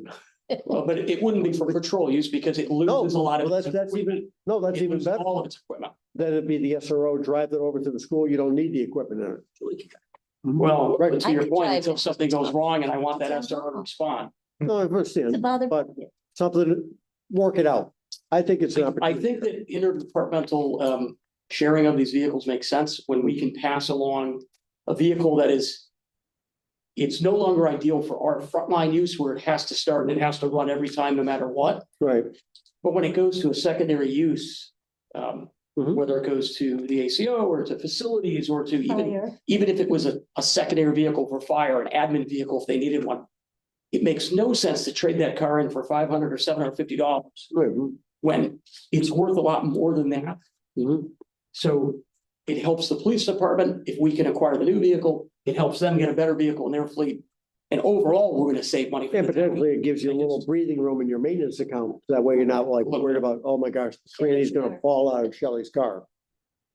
Or, Fire department had that too. for And a we while. are still maintaining Shelley's car for her. right, The exactly, ACO maintenance comes out of the police vehicle maintenance budget. right. So you're looking to present a warrant article for the cruiser, and I think the board understands the need for that at this point. It's gonna put in the budget. It's in- Yeah, I'm saying they're gonna add that in, like, the other concern you had was changing out the guns. Yeah. And projected cost, what did you say was 10? So I've gotten we put a placeholder in there, about 15,000. Now I have gotten some down and dirty estimates, I'll call it. I've reached out to some vendors to try to get some quotes very quickly, just as a placeholder. We would get some trade-in value for what we have currently, obviously, but our weapons are getting old. They're becoming maintenance issues. Industry standard in this business is 6 to 8 years.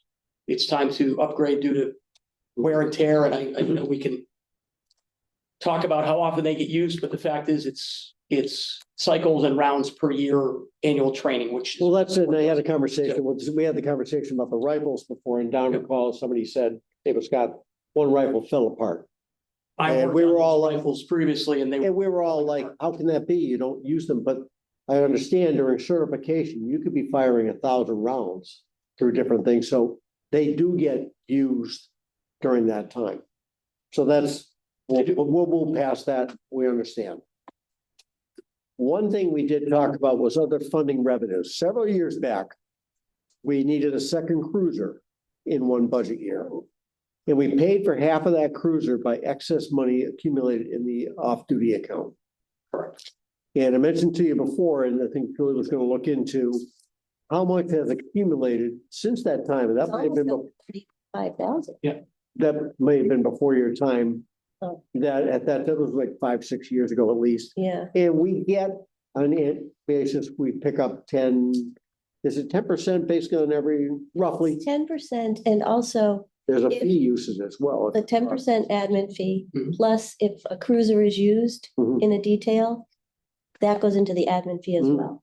And it's $10 an hour. I know. Okay, And so like if they have an 8-hour detail, they use a cruiser, $80 on top of the they can use 10%. the red car from now on, really makes it. We gotta put But lights on It's it. only for a fire detail. So obviously, the number in the treasurer's report doesn't reflect the encumbered money you owe to the county sheriff, to East Long Meadow, whatever, but there is a number in there that's Hamden's money, if you The will. admin line, Well, it doesn't show when she sends it, that's what I'm just saying. oh, It yeah, just shows the gross number. yeah, So if you looked at that gross number, I think last time I saw it was in the 70 or 80 range. yeah, How much of that belongs to Hamden? probably, well, right now, I looked at it last week, I think we're up 30, almost up to 35,000. Like I say, we tapped it for, this had to be 7 years ago, for 30 back then. Which, yeah. And like I say, you've got some encumbered because you worked a detail, you owe the county sheriff. Right, Or the we have to leave a detail you small owe. revolving piece in there. Right, exactly. So So, Like churches and like other municipalities, they don't have the 10% fee. Mhm. But most like National Grid Mhm. and everyone well, else, they should be at 15%, I know, really. that's what I think. Okay, listen to her, she's been around. So, obviously, you know where I'm going with this. Is there an opportunity to use some of this money for the guns? Yes. I would, but it has to go back into the general fund, right, Brian? those, It didn't last time, and maybe we did it wrong, but we just, the motion at that time we know that raised 30,000, it was 30,000 from taxes and 30,000 transferred from off-duty account. we know that we can't direct those funds directly to the police budget. They have to go general fund. They have to go in that revolving account.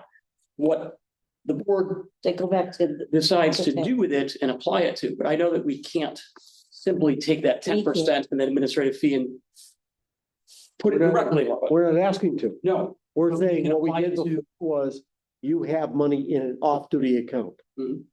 We're saying we can make the warrant articles say we're going to, instead of raise and appropriate, we move to transfer get from the old, right. we also, Not, you're saying we can't say, oh, $10 is gonna go towards this every time. No, it's gonna go into off-duty. But at some point, we can move it out of there. We Yes. did that pass last time, and, so. But you only can move it to the general fund. right, No, we took a motion, or we can look it up. No, I know we did, but it's just. Hey, right. look, we own the car, it's pressed. So, And, every license to carry we get, that's $100, we get $25 of the 100. I know, so you're saying, because the way Where you're does talking that about, go? we're almost sweeping the money and it's free cash money at that General? point. Must. Right, But it doesn't How go much- into how much revolving, money- that like doesn't go into that. Revolving, it's its Like for own, transaction with the. but we haven't done that. You're Small saying, revolving to go into the general fund, we'd almost have to sweep the money, Yeah, you got- that's what, It's Um, for any, and we haven't done that. no, not in the last year or so, because you know, as a Cliff used to do it. 30 days net. Cliff used to, Likely, Knock a little out every time, yeah, not the whole thing, but he'd take a little something. he'd take the Yeah. admin fees, Right. yeah. Right, so we could, When we went to, which if you wanted to do it that way, the gun purchase would be in the fall because it'd be part of the free cash number at that point, because we swept it out. And that gets into, okay, you gotta have it now, or can you wait till November? no, we can wait till November on that. If that's something we could do in the fall, I mean, it's easy enough to say, look, in the fall, you're gonna have 15K left in that account to take care of the pistols. Maybe you have a better number then, who's to say? Okay, then we could do that. with the board interested, in pursue that, and then, so we'll take that one off the warrant. Okay. And we'll something extra for you for making of it, Julie, thank you. yeah, where, You want the red car? 6 years since that money. So that's why the total is up there. Yeah, It's been at least 5 or 6 years from what Scott had told. yeah, reserves, you talking, yeah, No, so Yeah, Okay, right. And who's to say the fall doesn't, Dan, the fall doesn't look good, and there might be an opportunity for another cruiser at that point?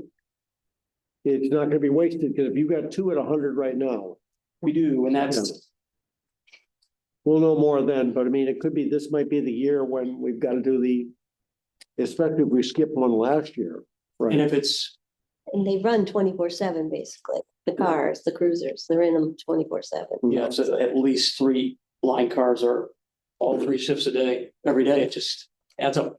Yep. Adds up very quickly. So even on a year where we have not, when you skip 1 year, it takes a real toll. You're adding another, I know. 15, 20,000 miles playing catch up car on on each that. car. So it adds up quickly. Obviously, we have some things we've talked about with you before about IT coverage, things like that, and I'm sure you're still exploring that with We are. the people, and I did hear that Tony is going back to work, which is great. Back as of today. Yep, great, so hopefully we get a chance to explore that with him, as well as the camera issue we've been talking about. Don, I know, has brought up where we stand with the dispatch. Is there going to be an opportunity perhaps to, if they're expanding the dispatch group, is there an opportunity for the state to maybe relook at how they do? We should be cheaper. Well, that's what we're thinking. I mean, To see what's available. they're talking about Granby For now. regionalization. Is it Granby they're bringing I possibly? think so. Palmer dropped out. I think it was Granby, right? Yeah.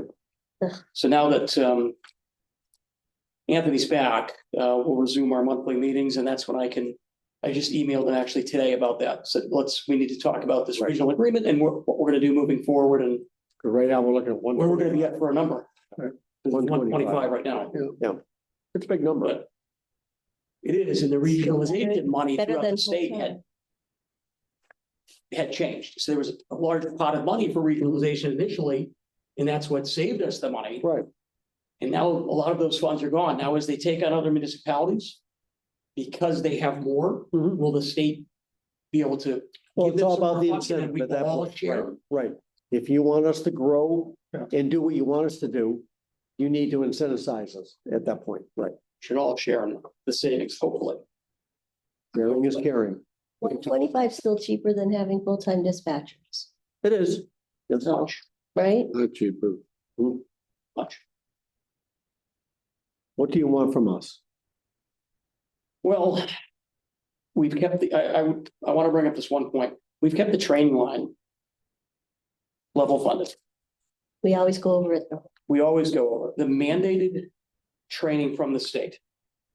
Annual in-service training for every officer, because now we are in a post-commission world. Certified police officers, go back 5 years, your training could have been a 10x number of hours. Now it's mandatory number of hours per year. So with the officers we have, including the reserves, our training budget is not quite where it needs to be, even to cover the mandatory training for each officer each year. Okay, So change the number. I mean, and then I have to consider additional training opportunities for officers. Supervisory training, additional school, specialty, things like that. There's very little funding within this budget to cover those things. Aside from now what's mandatory from the state. One thing I changed very early this year was doing legal updates in person at the police academy in Holyoke. We still do quite a bit of our training online, but the legal updates, which is an 8-hour course, 8-hour block of time. I'm sorry, it was 6 hours. I elected to do that in person at the police academy because there's a lot more value to that for my officers to get that piece of their training in person with the attorneys that are there teaching it. I find a lot of value in that. So even that increased the training for officer 2 hours. it's not something the state does. I mean, we get those notices that the AG will come out and do training or programs for meeting and stuff like that. Now, this is all has to be through the Municipal Police Training Council. All has to be through the state, through the training council. All right, Sophie, how much money you want? that's on camera. Okay.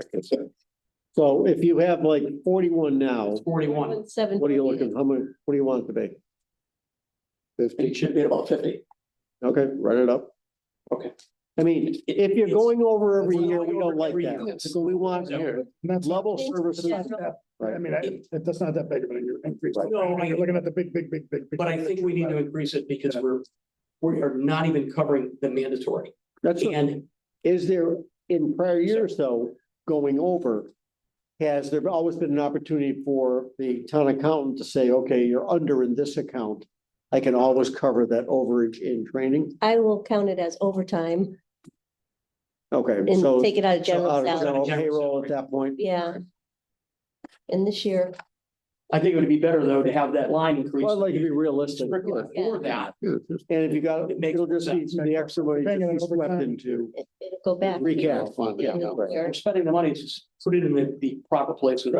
Agreed. Okay, And you should get money, a pretty decent amount back because we're down an officer. We are, We've been doing pretty well, mhm, but after year Billy Jakes had the injury. Mhm. So we had to compensate for that, but we used reserves to fill his shifts, and then he was on light duty. I did hear reserves, their hourly, how often does that go up? so it hasn't gone up in at least 5 or 6 years, Yes, 5 years. 5 years. It's been 25, So so I did a quick wage study with some other towns. Yep. And we're too low in that department, especially again, when I consider that this is now all of my reserve officers have to be certified. Right. They have to hit that standard. It's a more professional way to do policing, frankly. And they're deserving of a higher rate of pay. Okay. And they're going elsewhere to work. I have a couple of reserves who work at other, $28. the number was 25. And I want to move it to 28. And that's because it hasn't been adjusted in Not 5 years. 5 years, okay. And that's And that'll be competitive with other towns, or it's still a little low? it gets us competitive.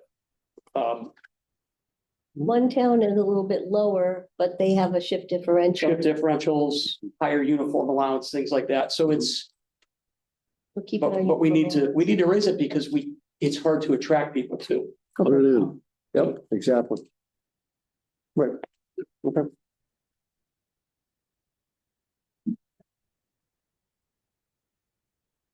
What else do you want? That's it, they got enough, they're out of here. on. That's enough. We're good. They got a car, they got shipment, they got more money. We might for get guns, Training. Yeah, give everyone tomorrow one of these, okay? guys. There you go. Lauren, where's Lauren? She usually takes those. She's still recovering. It's on Zoom. Bad way. Hi, Lauren. Feel better when we're gonna go this way. All right. Oh, yeah, good point. Hi, Lauren. Let's right. Let's move along here. Thank you. Are you staying? I know. I've got to get him to. Poor guy. Great. Thank you. Thank you for coming in. Thank you. When do you go see advisory? The Next night. Monday. Okay. Next Monday. Perfect. Great. See what We're they have to ready. say. Great. See what they say about the Thank you. cruiser. I'll take these for the guy. Oh, Are you going back to the station? No. Leave those, take the poll. Take that.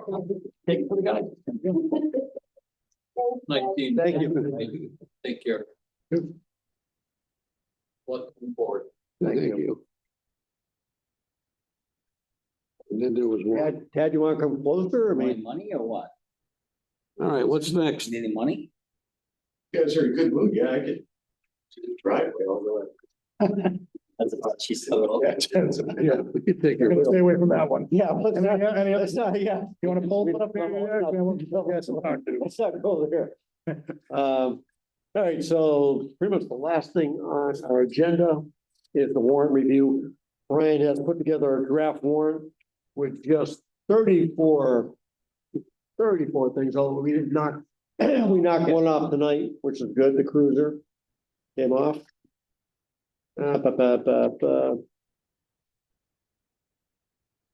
Nothing on here is a surprise. Everything we've talked about. Articles 24 through 28 are gonna be a fun. We're gonna put a placeholder in there for the region, but it's going nowhere, I don't think. So, hit me again. So why did we have to do the town meeting start time again? Is that because it can only be done at an annual town meeting? Because it's in the Okay. general. Only done annual, okay. No, that shouldn't be a surprise to anybody.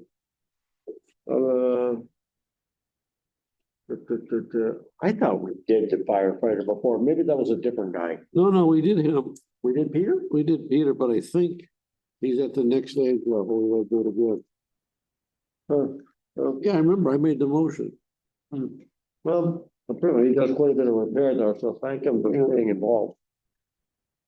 This will just be on the agenda pretty much for every week. Right. Okay. Correspondence, there was something, We got the select board budget review. I thought Brian, you said nothing really changed. Well, I want to make a motion to eliminate the public nurse position. Or need a motion, just, that's in the health department, you wanted to change your budget, that's fine. Okay, we're changing the budget. Tell me to, Mr. Chairman. Okay. All right. What do we got? So Oh, basically, Don has reported back from the health department. I don't see an ongoing need for the Hampden nurse, we're eliminate that. because we're in the chair.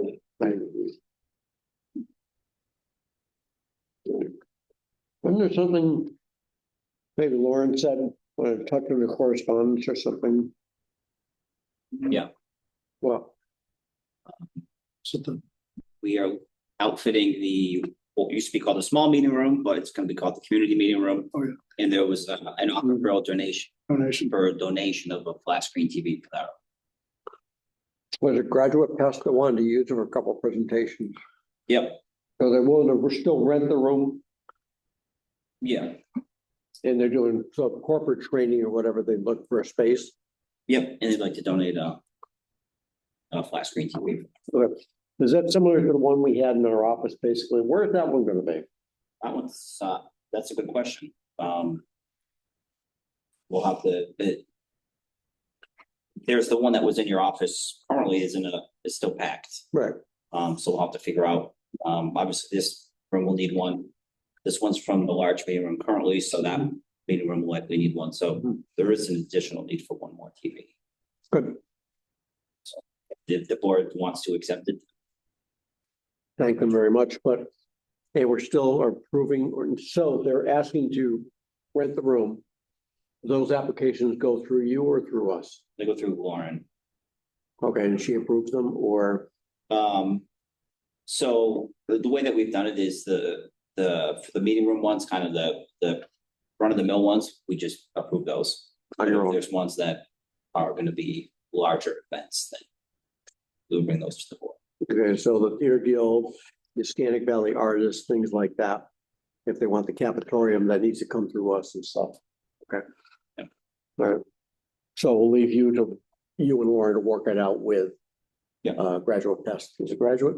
Yeah. Okay. All right. Select member report. It's been a kind of a dearth of meetings lately. We just got the full townhouse committee meeting tomorrow night, 6 o'clock here. Okay, is that one gonna be on Zoom too? We're gonna Zoom that one. We won't have our Zoom operator, but I think we have people on the committee who will be able to push the on button and the off button. Is it true? They could probably run it themselves. Well, Heather probably could do it or Texas. what? Others in Texas. No, Amy? Amy's great.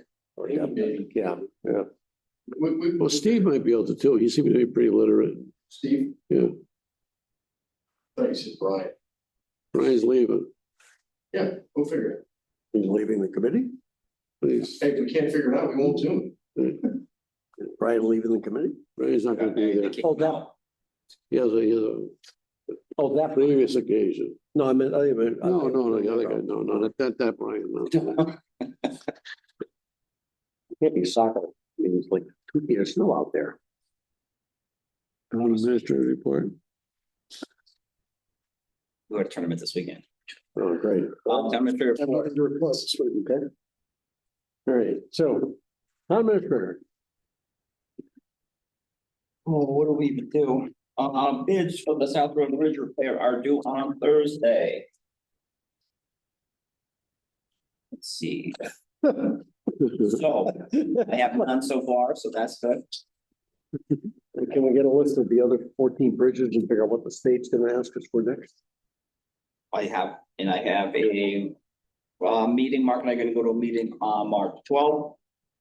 On the FAIR program, FAIR, that's for the bridge on Mill Road. They're fixing up for us. 4th grade so far. And that's the program that Steve Tyler was trying to push for Main Street Bridge, right? Yeah, I think the magnitude, the cost of the Main Street Bridge one is the millions. This one is more of a bridge preventative maintenance. No, the cost of his design is in the million. The cost of the simple repair is a lot less. I agree. Yeah. And the other project that's currently out the bid is the senior center HVAC replacement, and those bids are on the 6th. And we will be getting out the HVAC improvements to the new town hall shortly. Okay. This can't be right.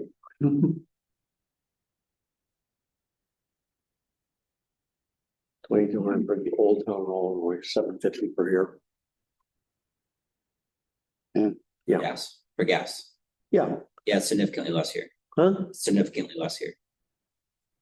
It's, I know that, but the old town hall, this is the gas bill and it's 2,200 Yep. with nobody in it? Oh, I'm not sure. That's what I'm saying. This is this When can't we be the first- current bill. When we first moved in here, we compared them, that was significantly less here. That's used here.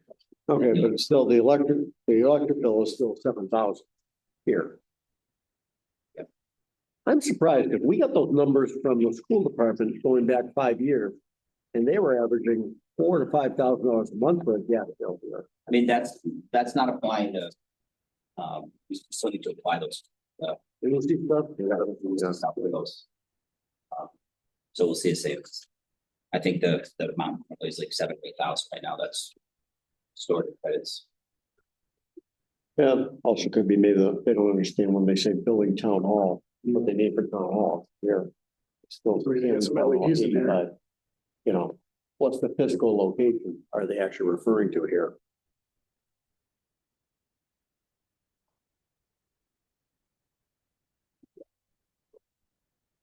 And, you know, but I go back to, yes, still gonna be.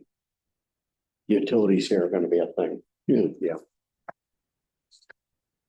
mean, we're paying the heating bills for the gymnasium and they're in there 5-6 days a week. Which hard to believe that that number is so small. For heating, Forget. unless I think, you know, they're referring to town hall. Broadly, The service address is 85 Old Road. no, I'm saying the 2,200 should be here, not Oh, Old Town Hall. I don't think so. Hmm. I did reach out to Eversource and National Grid, Mhm. and I had mentioned last time that we're working with a vendor. I think it's AEG Energy from East Long Meadow. Mhm. They came in and did an assessment of the building on Friday, or at least one of the 2 assessments on Friday. They're going to walk through with their installation vendor this week. I finally heard back from the National Grid Energy Conservation people, and they suggested that we look at changing our electricity supplier here. I haven't gone into depth about that, but I guess there's a energy switch mass.gov website where we can compare rates. So I think we're using the default supplier for Right. as National Grid, so there might be some savings there, but that would involve energy contracts. Possibly speculating on rates for the future, but it might be a way to keep down some of those costs because the rates are pretty high right now, since everybody knows. In terms of upgrades to the building, all the funds we have, except for obviously HVAC, are committed at this point or spent. Pretty close, yeah. Where we. So like I said, you got the HVAC thing, we talked about potentially expanding. If the number comes in good, it might cover a little more than what we had. You know, we have this part we want to do. We think it'll take this much. If it comes in lower, we can do a little more to it as well. We talked before about the abatement in the hallway. And I think we asked last week about, could we get them to quote option A, option B, go around the corner, whatever. Yeah. If they're in here for 5,000, it's only X number more to go. Yeah, Herb and I talked about that. He was gonna reach out to you. He was gonna reach out to you about that. Oh, okay, great. Yeah, I think he did have some discussions with Abide when they were here. Yeah. You know, whatever the flat cost is, and then maybe it's not too bad to grow a little more. You know, so. You got anything? Whatever happened with dredging Mill Pond?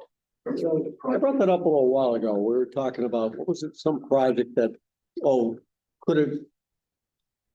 That we needed to do something for part of the stormwater, would it qualify for that? It's not in that section of it, no. Unfortunately, it's not in that section. And then we had spoken, remember, to Senator Goby about it, or what it was. Going somewhere. State died with money, they had it from there, so. Same thing that was. And it didn't seem to be, the problem, I won't say went away, but we had heard about the spread to the properties behind it, and then Now, we didn't hear it. Yeah. So, you know, who should tap for that then is Joe. Josino. Exactly. I was thinking the same thing. Yeah. Yeah. He's a go-getter. Okay. You've got a staff meeting Wednesday, right? Yeah. Okay. Will it be here? Probably not. Could be. I don't know. To think about it, actually. Haven't thought about it. Oh, all the equipment's here, so. Not enough chairs. We'll have to sit in the audience. What? What? 2, 4, 8. Although, sit in a circle. You can tell, the special people can roll the black ones in from our office. We'll make a big circle. Motion to adjourn. All in favor? Aye. Thank you all. Hi, Lauren. Yeah.